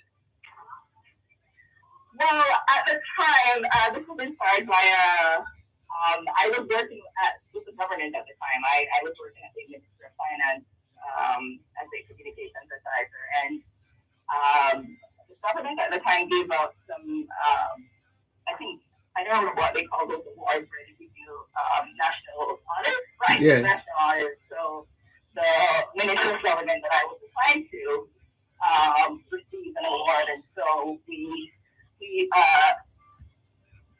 kept a celebratory function to honor his accomplishment, and this was one of the accolades that we contributed. I see. And have you written any other poem? I have, and unfortunately I lost my whole collection. I had one about the pocket experience. I had one about the bougainvillea. I was walking in the garden at home one day. I came out and just saw how beautiful the bougainvilleas were, and I wrote something around it. I can't remember everything, but I remember it started like the bougainvilleas are in full bloom, a garden's pride restored. And I don't remember anything else. It was really beautiful. Oh, what a pity! What a pity! You have some talent there. There's no question about that, as far as poetry is concerned. Now, and while we're on the subject, how do you view poetry now? I mean, obviously, in your earlier years, you didn't think much of it, but having, I don't want to say age, and age teaches wisdom, but having having gained more experience in life, what do you now think of poetry, especially as it relates to this scholarship competition and also the use of poetry in the classroom? Mm-hmm. Well, I think poetry is an excellent tool to, gauge and develop creative self-expression, especially among children, and I think it should be encouraged from as early as, in even kindergarten or basic school, we used to do like nursery rhymes and those things, and I think that's the beginning of poetry, and it can be developed further in primary school where we, have kids develop their poetic expression by participating in things like, the Jamaica Poetry Contest. Mm-hmm. It is a useful outlet, I believe, to help us relieve or manage our emotions. I've used writing to help me, decompress and get over certain things I do. And I'm sure you've often heard that, if you can't talk about it, you write it down, like you keep a diary. Yes. Right? So I think poetry, and what I love about poetry class is the way you're able to use, complex words to express complex feelings. That's how I've used it, right? So, for example, using a lot of imagery, using a lot of metaphors to convey whatever meaning you're trying to convey. I think it's a really awesome tool to use, right? I believe it helps to develop your analytical skills. I think it helps to develop your critical thinking skills as well. Yeah. Because it offers kids a new new way of thinking and how to solve problems. That's how I do courses throughout my life. And sometimes, even now, I may maybe having a bad day, and I try to craft it around a poem and just put it on paper and then read it back, and I feel better after. Yes. So I think it's something that should be encouraged and spread throughout every sector of the education system. Yes. And here you are as well, your very first title, Prickles Plastic Pickle. Yes. Give us a little more on that publication, please.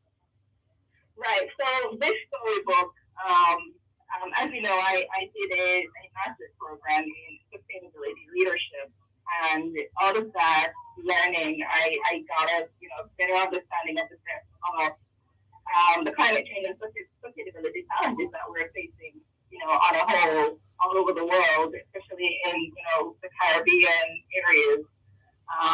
There is coral reefs being disrupted. There is plastic pollution all over, and so I thought, how could I, craft a story in a way that could help children better understand the magnitude of the challenge, that we're facing.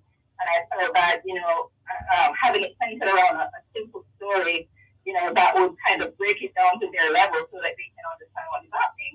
And children are very resilient and creative, and I think, having them read the story, they're now able to come up with solutions to this problem. Because I think overall, because of how broad and big the problem is, that sometimes we are overwhelmed.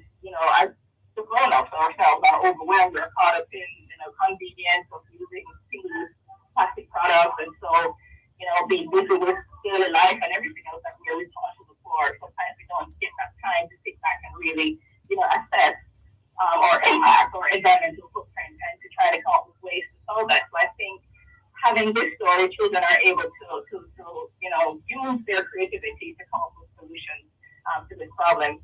So in a nutshell, the story is about a little boy named Sebastian. He has a pet goat, and he went to the park to hang out with a couple of his friends. He took his goat with him, because all the kids, took their pets with them. Some had dogs, but he has a goat, and he took his goat Prickles with him to the park. And while they were playing, he left her unattended in a patch of grass, thinking that she would be content and okay. But unfortunately, she had some plastic, unbeknownst to him. And over time, she started to show signs of being ill, not eating and all those things. And he went to his dad, seeking advice. I was like, "Hey, Dad, I think something is wrong with my goat." And his dad, started, querying what's happening. And he told him, "I think she might have hit plastic and something like that." And the father, started explaining to him the genesis of plastic, how it came to be about, what it's made of, that kind of thing. And then, they observed, they gave the birth another day to observe to see how she was doing. And then after that, when she was showing any signs of improving, they took her to the vet. And that's when they found out, the magnitude of what was affecting her. And so that's what went through like a myriad of experiences, just understanding the depth of the single-use plastic crisis. He learned about recycling, because when he went back home, he decided now, okay, I will need to do something about this. So he started to recycle, he started to reuse, he started to practice zero waste, he started to do all the various things that you can do with plastic or not do with plastic to make his home more safe for his pet. And out of that, now he was able to document his experience. He started doing research around, single-use plastic and how bad it really is. And he made a viral video, or he made a video of his goat and his goat story. He went viral, and everybody in the community came on board. And everybody started to become aware and paying attention, like, "Oh, wow, this is really a serious problem, and we need to also do something about this." And that's how, his story went viral, hence Prickles Plastic Pickle. So she got into a pickle. Well, we're in a bit of a pickle right now, because we want to hear more and we want to continue this conversation, but we have limited time, and so we want to give you an opportunity to say, how can we get our hands on Prickles Plastic Pickle? Right, so Prickles Plastic Pickle is available on all Amazon platforms worldwide. It's available in the U.S., it's all over the Caribbean. and it's on the UK version, it's on France, it's on Spain's platform, it's all over Canada. And so if you go on Amazon, you can search for Prickles Plastic People, or you can search for Shelly and the Wars. I know my name is spelled a little weird, especially with the first name. Or you can use this link. It's https // Amazon.com/offer /Prickles Plastic Pickle _2022. Shelly-Ann Lewis, thank you so much for joining us on today's edition of This is Jamaica on both sides of the story of Jamaicans at home and abroad. Children's book author, sustainability entrepreneur, and civic engagement leader. We've thoroughly enjoyed this conversation. Thank you so much. We wish you all the success that life has to offer, and hopefully we'll have the opportunity to talk again soon. Thank you, Dervan. It was great talking with you. Thanks for the opportunity. It's been a pleasure. Take care.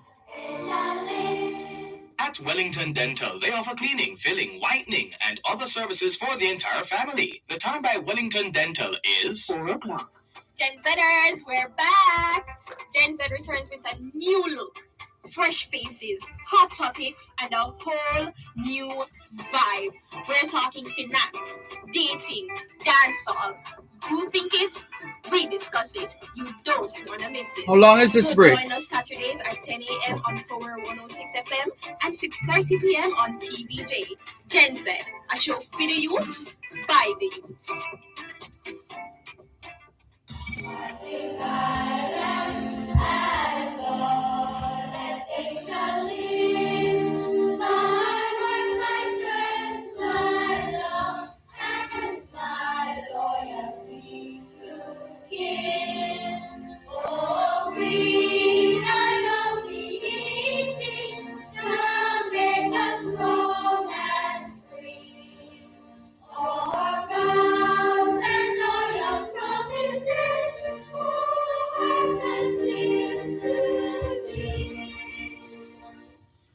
Que hora es en espagnol? Son las 4:02. Quelle heure est-il en français? Les 4 heures de 现在几点了？10点02分. 2 minutes past 4 o'clock in the afternoon here at Broadcast House 32 Lyndhurst Road, Kingston 5, St. Andrew, Jamaica. Have you had a checkup lately? If not, now is a good time. Let's not wait till we get sick to get a checkup. How about that? Checking in with more on your program, Both Sides of the Story, Power 106 FM, still streaming live on the Gleaners website, go-jamaica.com, live on your smart devices all over the world. Taking your calls on 876-922-4112-5. Good afternoon to Paul Miles of the eponymous Paul Miles Foundation. He says, good day, Dervan and all listeners. To you too, Paul Miles. Andrea Peart, good afternoon to you. Thanks for tuning in. Velta Wilson says, good afternoon, Mr. Malcolm and listeners. To you too, Velta Wilson in St. Thomas. And let's hop across to YouTube. Hello to Alvin Daly on YouTube. So to Natalie Winter saying hello. Thank you very much for joining us here on Both Sides of the Story, Power 106 FM. Let's check in with our WhatsApp messages right now.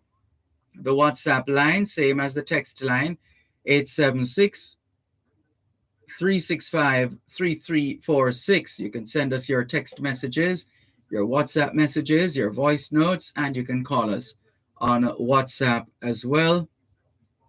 876-365-3346. 876-365-3346. Let's clear these messages now. Where do we start?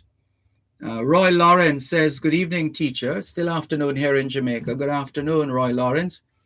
He says, while we scrounge around trying to find another national hero, we ignore Chief Taki. Is it because of who killed him and why? We revered his killers, or historians embarrassed. I haven't a clue here, Roy Lawrence. You'll have to, before you get into the discourse, you might want to start off by educating us. Send us the background on Chief Tacky and what happened, etc., and who did what. And then we can take the discussion from there. Because you make an assumption by presenting the information as you have that we all have been schooled in the story of Chief Tacky, and we haven't. So help us in that regard, please. Thank you, Roy Lawrence. Gian in Chantilly, Portland says, good afternoon, teacher. I'm calling on Mr. Rohan Vassal again pertaining to the Chantilly Road. It is in a deplorable condition. I would imagine Mr. Vassal is the counselor for that area. Gian in Chantilly, Portland. Again, you make reference to the individual without making a connection to the issue you're having. So it would help to confirm if Mr. Vassal is indeed the counselor. Thank you anyway, Gian in Chantilly, Portland. Clifford says, good day, Dervan. I would like to say hi to that pretty house lady I saw on YouTube telling Jamaicans not to take in relatives when they come on holidays. The hotels love to hear that. The houses in cold countries do not show their beauty from the outside. Take her pretty house to Canada, and she would be dead the next day. She would be frozen between November and April. Does she realize how much money those neighborhoods lose when they go to hotels? One visit, I spent about 7,000 Canadian dollars in hotel and family home. Can you believe if that money was spent in the family home, lady? A lot of Jamaicans are going to hotels on their visits. I wish this lady all the best and hope she will see the light. I will not stop talking the jam. I grew up in to give young ones hope. Kingston was among the 6 fastest growing cities. God bless Jamaica. Stand strong, Dervan. Thank you, Clifford. You might want to change that U to E in the name Dervan. Thank you very much. This one says, good afternoon, Mr. Malcolm. I would like your assistance in obtaining a package, 2 books that were sent from the U.S. on May 28, 2022, and with the use of the tracking number, the postal agency in the U.S. was able to find out that the package got to Jamaica on the 6th of June, 2022, but to date, I have not received the package, despite the many trips to both post offices in Montego Bay. I'll have to check to see who's the communications person these days, as far as the postal service is concerned. And Clarky Bless in Hunstown, St. Mary says, good afternoon, Mr. Malcolm. Happy Tuesday to you and your listeners. The findings of the Don Anderson poll are very alarming. The police force needs to be reformed. Clarky Bless in Hunstown, St. Mary. Rudolph in Stony Hill says, good afternoon, Sir Malcolm. Hope all going well on your side. I just want to enlighten you on what I heard going on at the passport office. Well, let's read the rest of this off air first before we complete it on air. Let's go to the phone lines in the meantime. 876-922-4112-5. Good afternoon. Thanks for calling. Yeah, good afternoon, Mr. Malcolm. Good afternoon. And the latest Don Anderson poll about the people's perception of the police force. If we should really believe that, and that is a true reflection of the entire country, then we are in serious problem. What do you say pertaining to that? I'm sorry, I was distracted by this message that just popped up. Sorry about that. Can you repeat? Just repeat the sentence or two that you delivered a while ago, please. Oh, I said the latest Don Anderson poll. Yes. That says that 90% of the people do not exhibit confidence in the performance of the police force. Yes. in order to protect them. Mm-hmm. And 25% for the other soldiers being charged. Mm-hmm. If that is so, then we are in a very serious plight. Yeah, well, the trust deficit between the police and the people perhaps goes back to the Morant Bay Rebellion, which itself gave birth to the Jamaica Constabulary Force. And I wouldn't be surprised if proper research is done into the relationship between the police and the people. You see, people will respond according to their experience, but also according to what they have read or seen, whether reading it in the press or seeing it on TV or see it on social media. And every now and then there's some viral video involving the police that that is less than flattering. And therefore, this is deep-seated, this is deep-rooted, and the only thing that is going to change this situation is, and it would have to be a miracle. I can't see it, people just transforming just like that, but a level of leadership which seeks to once again win the trust of the people, and does so in a way that endears the JCF to the people of Jamaica, or the members of the JCF. That is a tough cookie. It's a tough cookie because we're dealing with individuals. Whether they're wearing school uniform or police uniform or nurse uniform, whatever.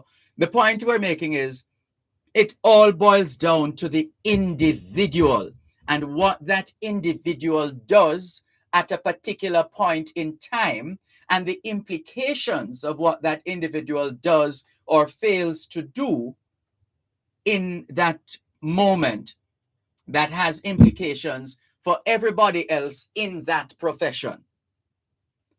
Yeah, well, I would agree with you, especially. So leadership sort to cut you. So leadership then has to be more deliberate in its attempt to make the constabulary force more approachable, more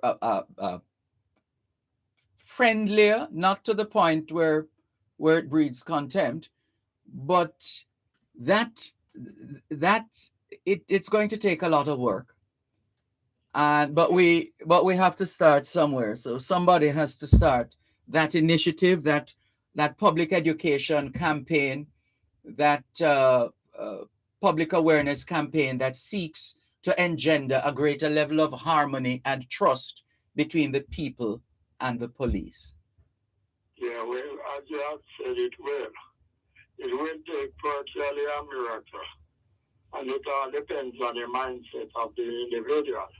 Yes. And when it comes to leadership, whether of the police force or the government on a whole, they are not going to be aware as to exactly who is going to read mayhem tonight. Mm-hmm. So we are in a very dangerous situation. And there are many people who react with fear, especially when they hear about murder. Yes. And put it at the feet of the government, claiming that they are unable to manage. Mm-hmm. And as I have said before, I believe that there is some hidden hand that is hell-bent on achieving certain things that can turn on and turn off.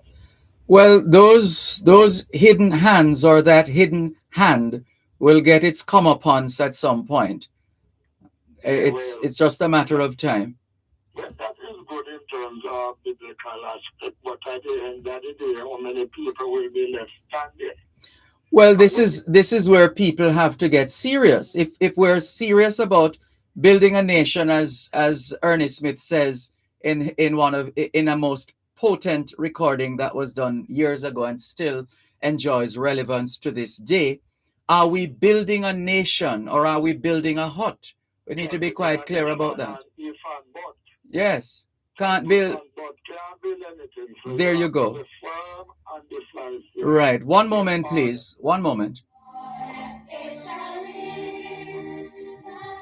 You're listening to Power 106 FM. The time is now 4:15. Pesticides are dangerous. Always buy and store pesticides in their original label.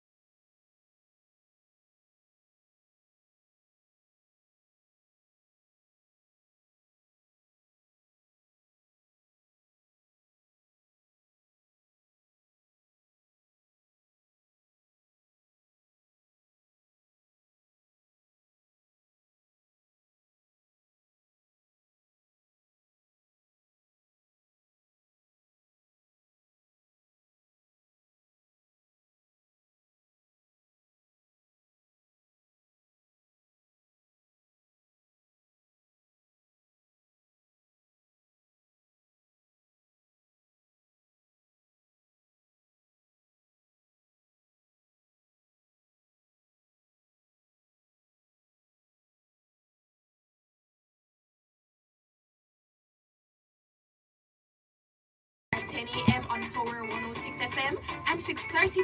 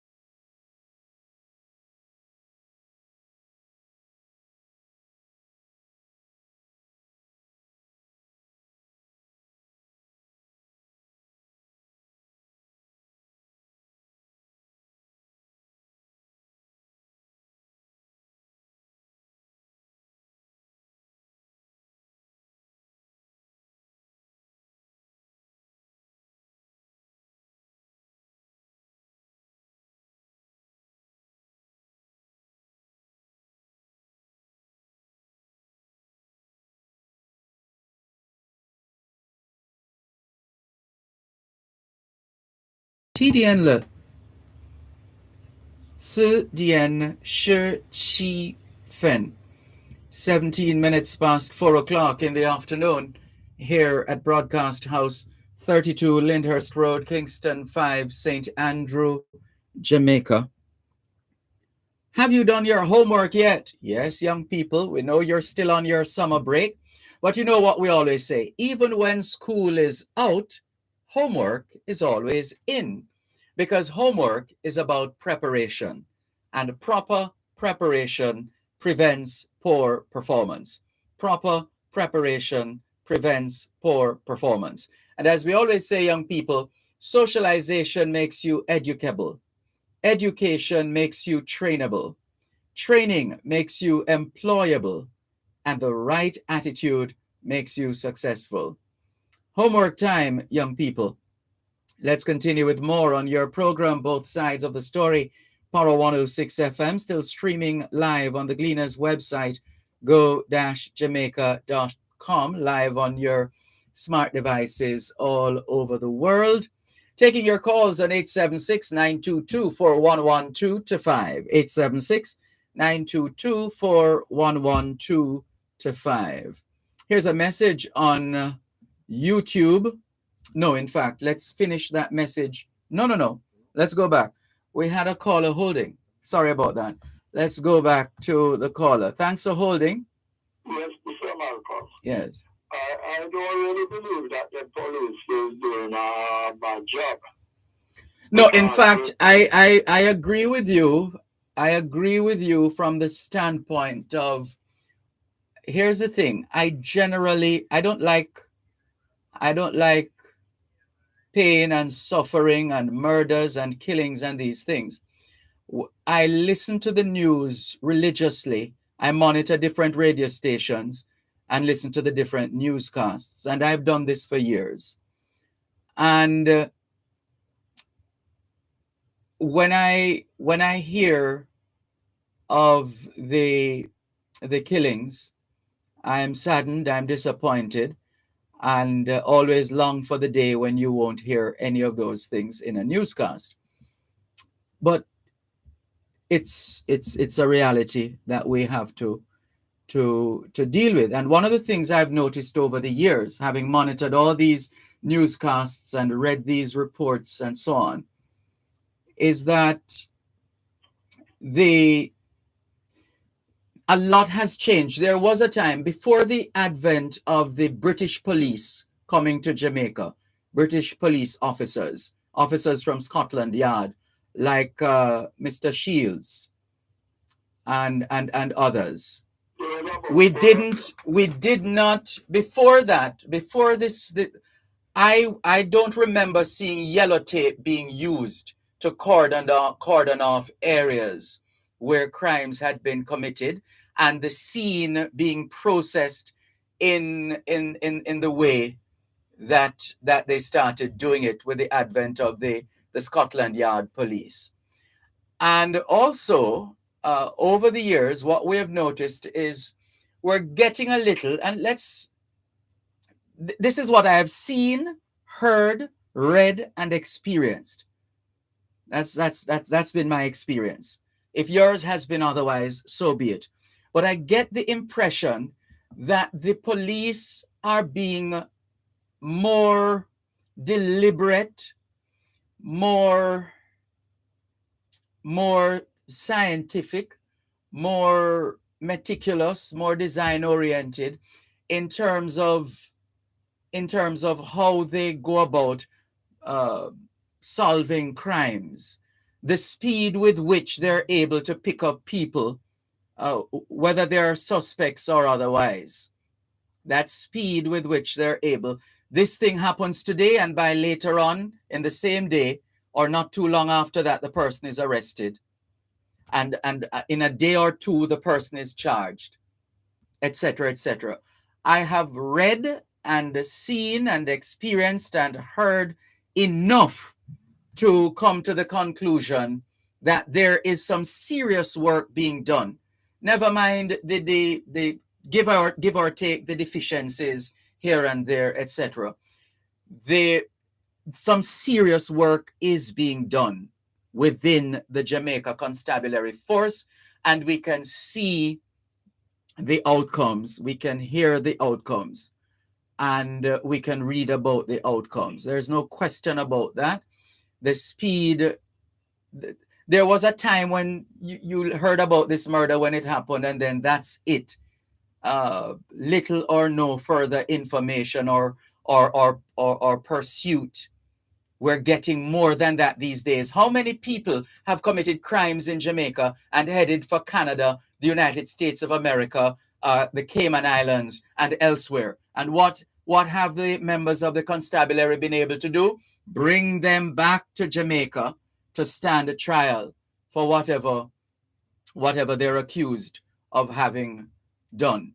So we have seen, heard, and experienced enough to suggest and to put on the table that there have been some improvements, some significant, others people might consider to be immaterial, but there are some positive signs that we have seen, and we trust that the constabulary will build on those and that they'll continue to separate themselves from those members who don't mean themselves, their families, or their organization, and indeed their country, any good. Yes, Mr. Malcolm. Because when we look at it, with the advent of social media and presentation of gory details, people become aware of atrocities being carried out by police to a higher level. But it is only a very small percentage of the police force is really involved in wrong. In fact, there is data to suggest. Sorry to cut you, but there's also data. I'm trying to remember where I heard it already recently, of the fact that more Jamaicans are coming forward and giving information leading to the arrest and charge of those who mean us no good. Data have been collected that demonstrate that that is in fact so. Yeah, I have heard that. And we need to remember that sometime back. Now, you have the police presenting virtually weekly reports as to whether there is increase or decrease in the various categories of crime. I remember the time when you were not presented with any information by the police. And a media house had its front page at that time in order to contradict adverse publicity what good about Jamaica. You remember that, those articles? No, I'm not specifically. It would take some searching of my head to narrow it down.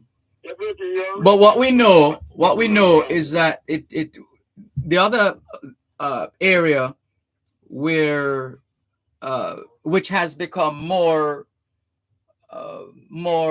amenable to communicating with the public is the Office of Director of Public Prosecutions.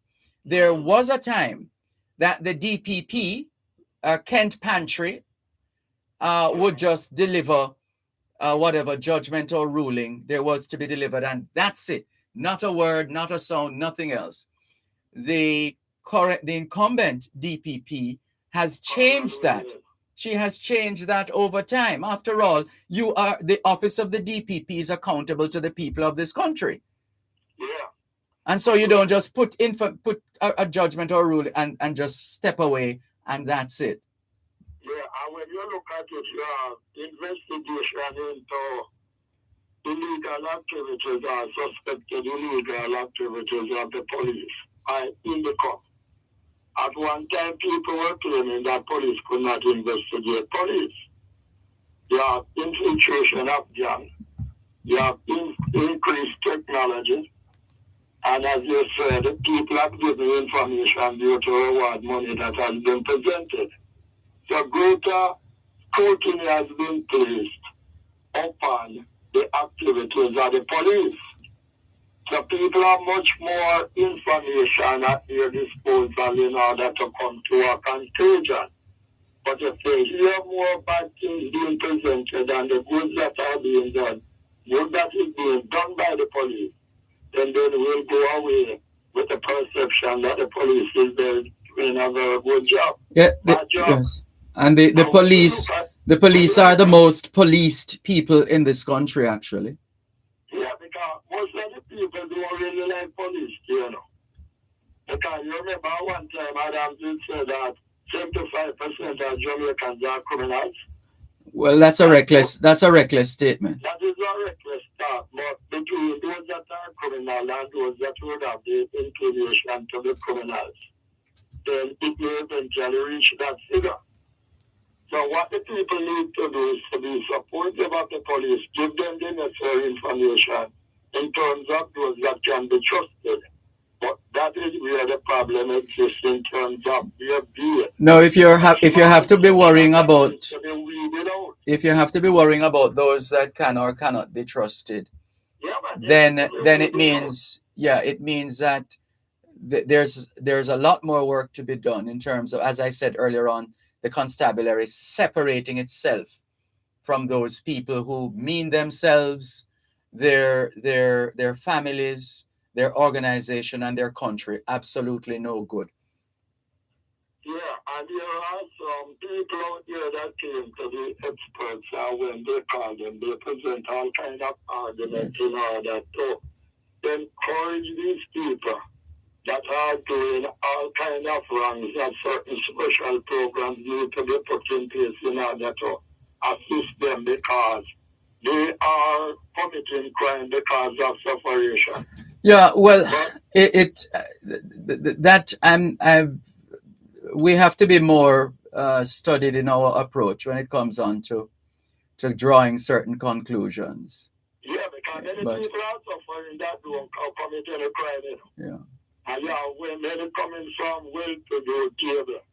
That are some of the biggest vagabonds out there. Whatever we do, as we keep saying on this program, let us first of all start at the point where we declare that no Jamaican should be hungry. Let's start there in terms of how we look out for our people. No Jamaican should be hungry for want of food.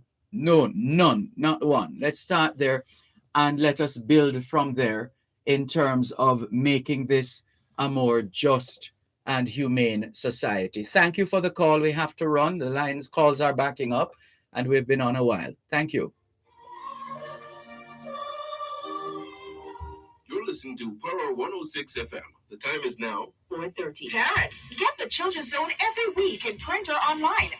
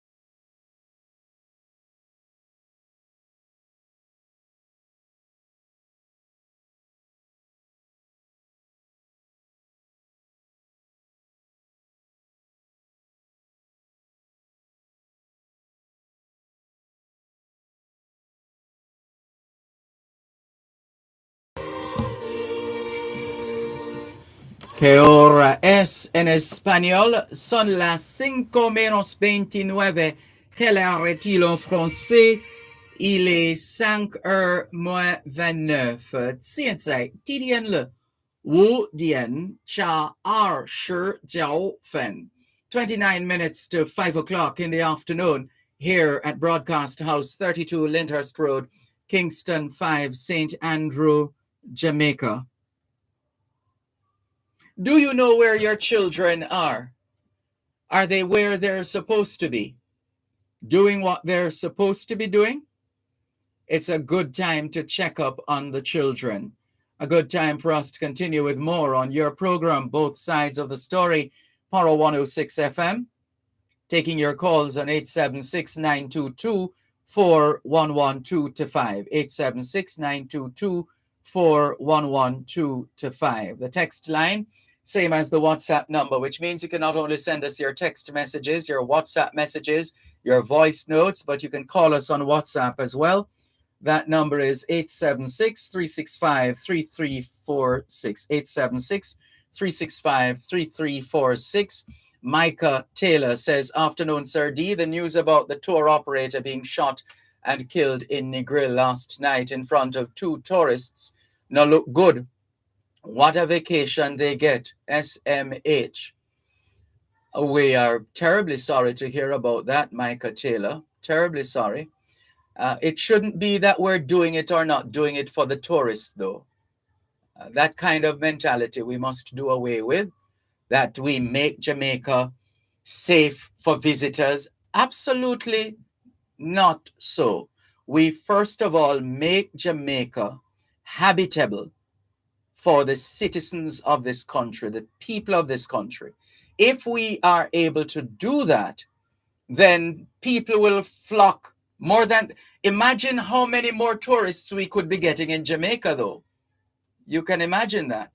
Because by then, this country would have been so much more harmonious that many, many more thousands of people would choose Jamaica.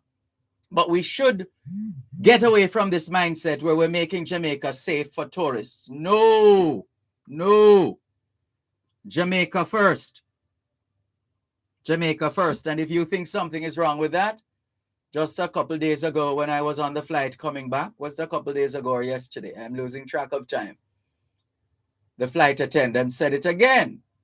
The mask will drop the oxygen mask. If they lose air pressure, something, the mask will drop down. And we should get a hold of the mask and make sure we put on our mask first before helping others. So that's the idea of passing christening picnic first, or just ensuring that we dance a yard before we dance abroad. So we have to start there. Start with our people right here. And we are the only ones who can make Jamaica safe again. We the people.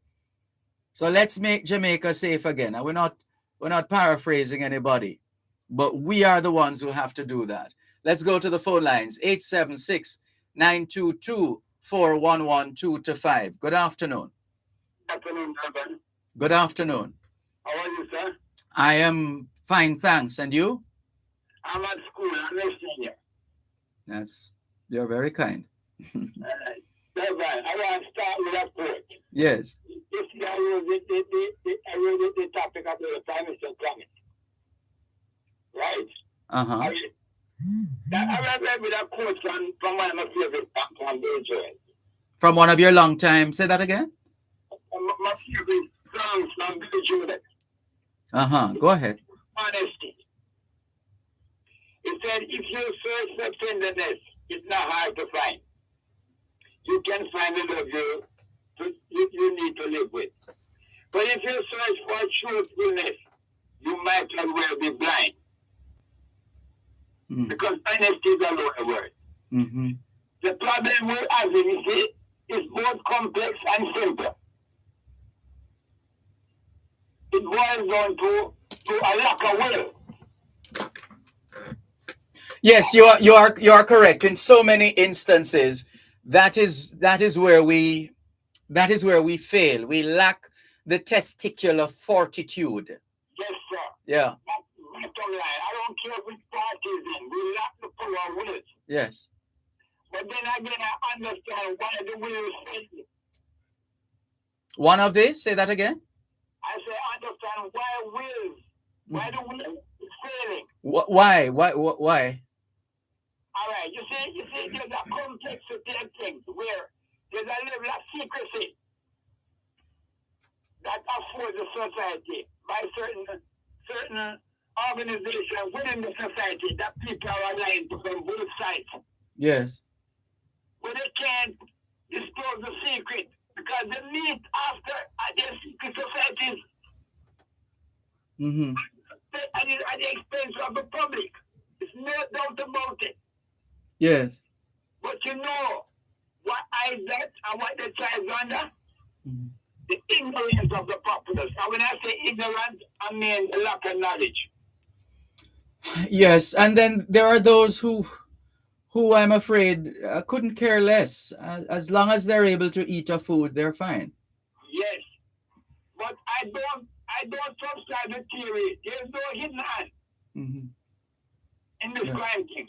Matthew, there's some people that live from crime because we're in an era where wealth and power, people want it without toil.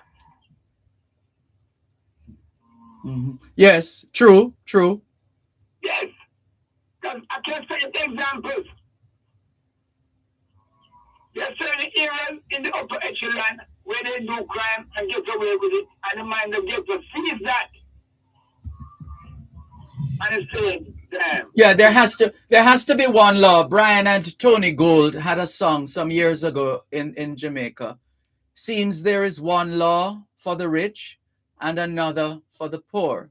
And I don't want to be around for the hotter claps when the poor can't take no more. A little thing go on uptown and the whole country know. Worse things are going down in the ghetto. And the poor will remain the victims until we change the system. And you know something, Dervan? Yes. I always say, if people listen to the artists and the lyrics, they don't have to listen to government. Yeah.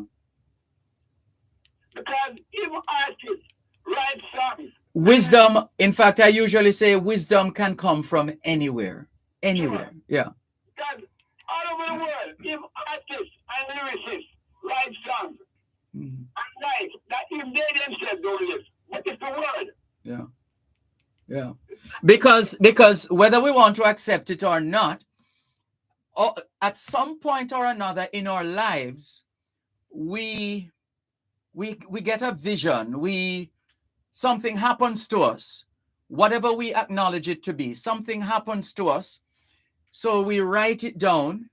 It becomes a poem or it becomes a song, and it touches some people one way or another. The impact is felt just by virtue of that particular recording. So we all are inspired or imbued with some kind of an eye opener that leads us to create work that can positively and effectively influence people and their thoughts and give people food for thought. That's the relevance of art within life. It's simultaneous. Yeah. It's not anything that one leaves the other. They're parallels. Yeah. They complement each other. But it comes back to the will and the desire yes. to make people living humane. Mm-hmm. And we're not going to get anywhere until we're more cause-driven. Yes, cause-driven. Absolutely. It's too many of us are rebels without causes. Yes, because man is relative in the annals of time. Man come and man go. The cause remain. That's right. That's it. Mm-hmm. Spot on. So if we're not cause-driven, mm-hmm. we just half-hearted in our approach. Yeah. Because if we're cause-driven, then it means that whatever happens, as you just made the point, even when we expire, the cause remains, and yes. people are sufficiently socialized to recognize that cause and recognize their role in carrying forward that cause, that purpose. Those four rights will bring it to fruition. That's right. That's when we're seeing the greater good. We might not, yes, indeed, and we might not, some of us might not live to see it, but we really trust that the work, those of us who work towards such a cause or a mission or a purpose. We should be worried about not seeing it. No, I'm not worried at all. I'm not worried. The philosopher says, death is not nearer to the newborn nor the aged. That's right. One's life. That's right. Well, if we live for the cause, we don't fear death, That's right. So we'll be living for a purpose. Mm-hmm. All right? And like I say, it comes back to the will. Yes. And that's why sometimes I'm disappointed in this in the Prime Minister. Because you know something? When you're young, you want to trump all the wrongs that were done. You want to set a legacy. You want to do something that was never done in the interest of humanity. To boldly go where no one has gone before, to borrow the line from Star Trek. Yes. All we're doing is taking the beaten path. Mm-hmm. Yes. No one so it means you're going to get the same results, as the saying goes. Einstein, if you keep doing the same thing over and over and expecting different results, you're crazy. Yes. Yes. So, all right. No government has ever brought about a level of unity that's acceptable. So why can't you be the one to do it instead of building a temple? Barack Obama says, "Be the change you want to see." But said that too. Who's that? Said. I'm not hearing the name. Who? Ernesto Che Guevara. Oh, Che Guevara. Yes. He said we have to be example that the children want to be. Mm-hmm. Yes. It's not enough to say what the man did. Undo what he did. Right did wrong. Yeah. And we're begging for it. We're begging for leadership. Yes. And honestly, the police cannot investigate itself.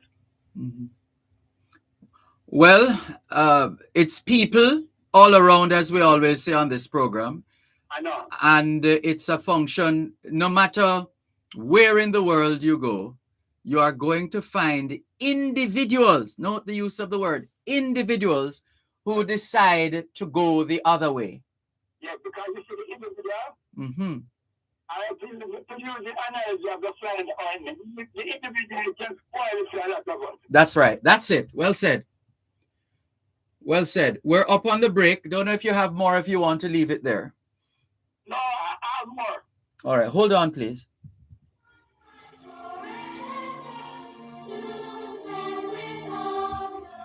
You're listening to Power 106 FM. The time is now 4:45.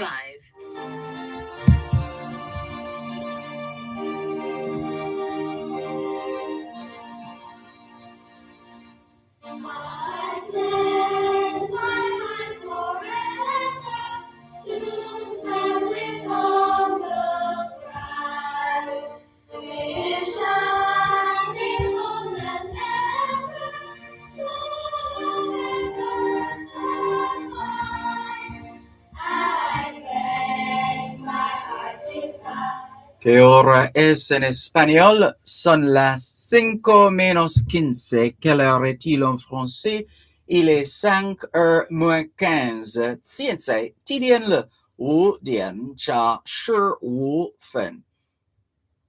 15 minutes to 5 o'clock in the afternoon here at Broadcast House, 32 Lyndhurst Road, Kingston 5, St. Andrew, Jamaica.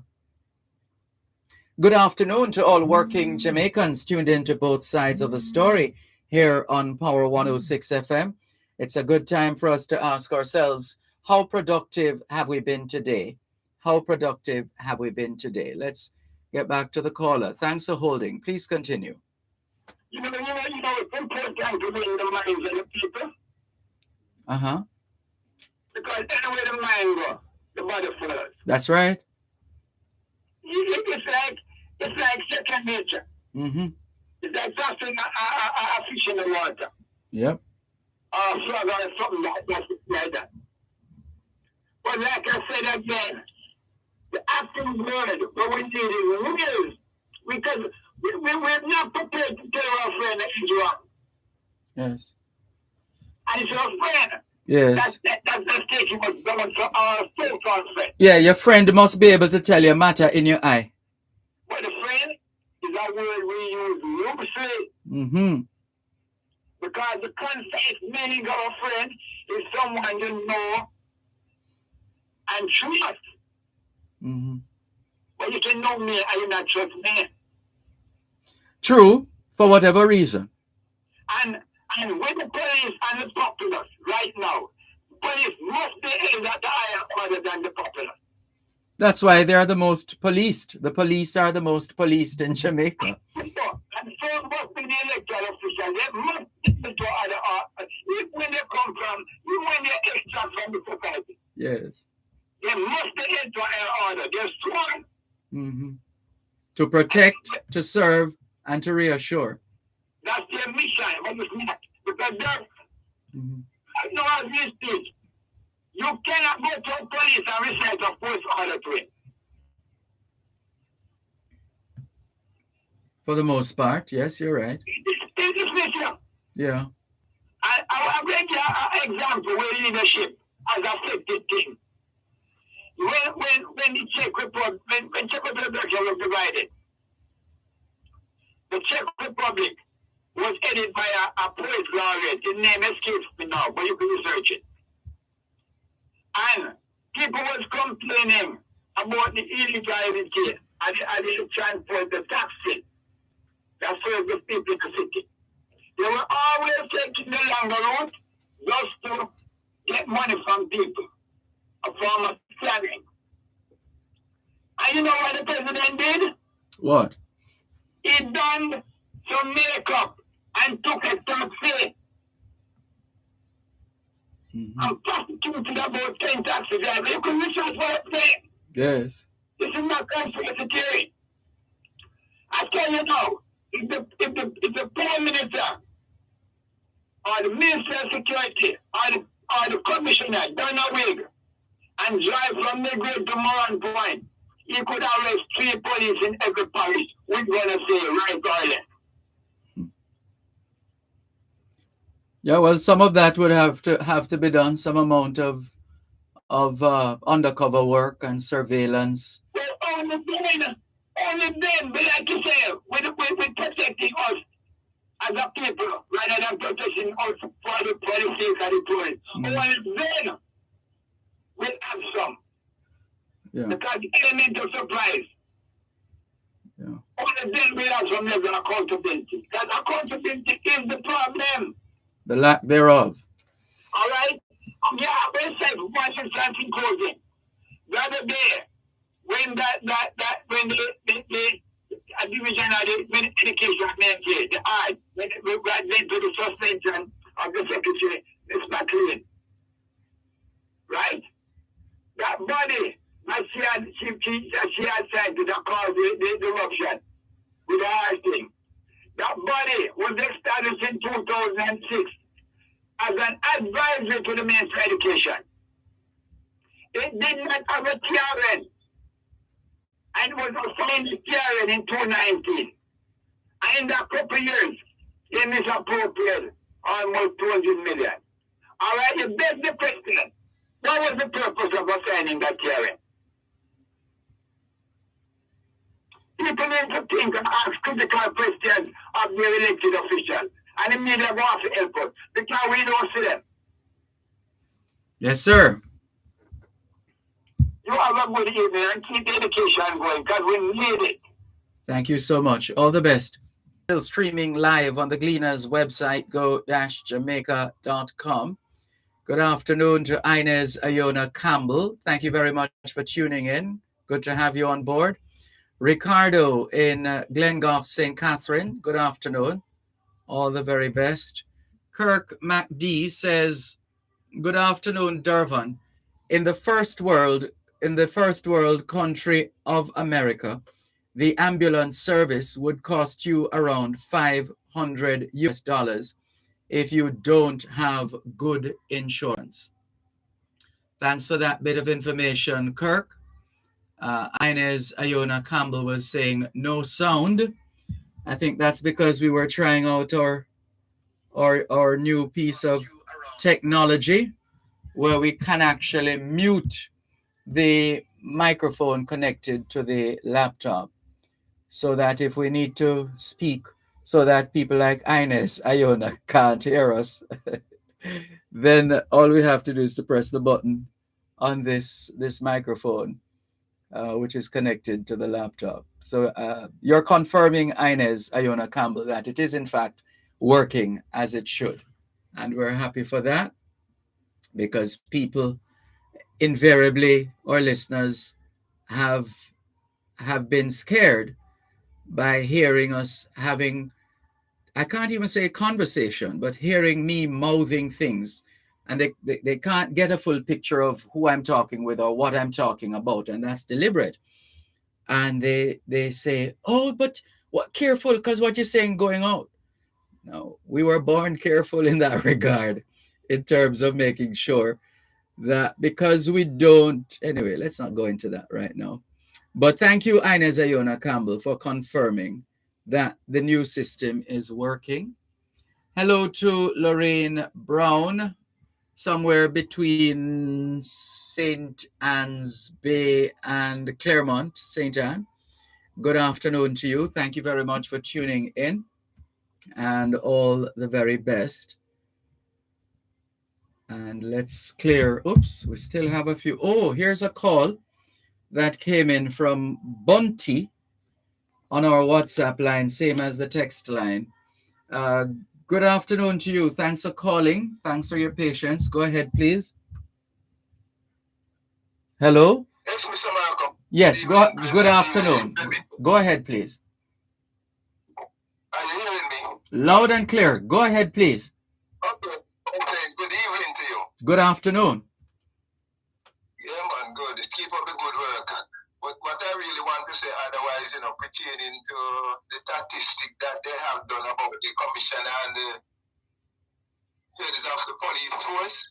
Yes. I would say that these people don't read them Bible, If they would, Matthew 24, if you read it, it tell, and if your favorite singer, Let's sing war and rumors of war, and many more will have to suffer, many more will have to die. Don't ask me why.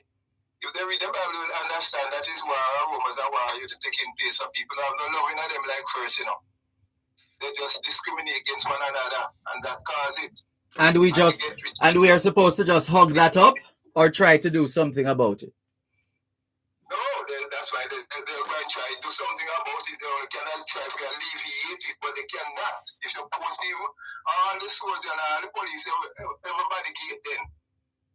That cannot in a way work. Well, who says that's the only solution? What about LOVE, love? But that could go cold, Mr. Malcolm. That go cold. It grow cold. No, but maybe because your love runs deep, you know. There are many ways in which love manifests itself. That's right. But if you don't care for the person, I don't care for your work. That's why I tell you this great between mentality and favoritism and like. And was that going on? And that's why. So what is the solution? What is the solution? You know the solution right now. Like I tell you, if all the heads of state and government can repent and ask for forgiveness and trust the living God. And you don't think those before the current set have done that? Have ever done that? No. In 1950, everyone come to the conclusion and give up praying together. And at the same time, 5 million people did the same day. For what? All of them were praying to a different God. They are not united one another. And they have no love. And that was the cause. Well, so you read Matthew chapter 24 and see what it says. Read it, make the people who are listening here. So there's no government can bring the peace or harmony. They have to depend upon the Almighty God, the one that will create heaven and earth. Psalms 83:18 tells you that in name is Jehovah. So what would you say about those countries that are experiencing peace and harmony for the most part? No. Not like that.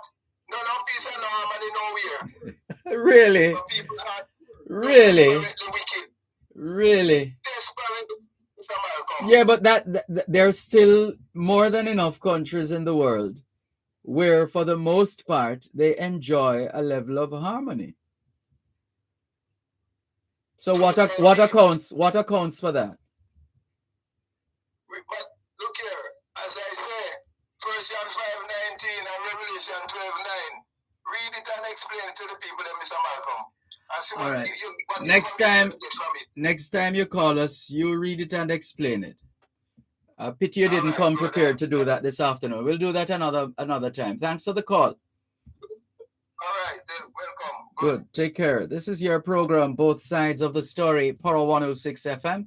Still streaming live on the Gleaners website, go-jamaica.com, live on your smart devices all over the world. Can we thank you once again for the privilege of serving you on yet another edition of your program, Both Sides of the Story, for today, Tuesday, the 16th of August, 2022. The moving finger writes, and having writ moves on, nor all your piety nor wit shall lure it back to cancel half a line, nor all your tears wash out a word of it. All things being well, Both Sides of the Story returns tomorrow afternoon, 2 to 5, live from the Montego Bay Cultural Center in the heart of the friendly city. Till then, this is Dervan Malcolm, reminding all of us that every day is an opportunity to do better than yesterday. Take care.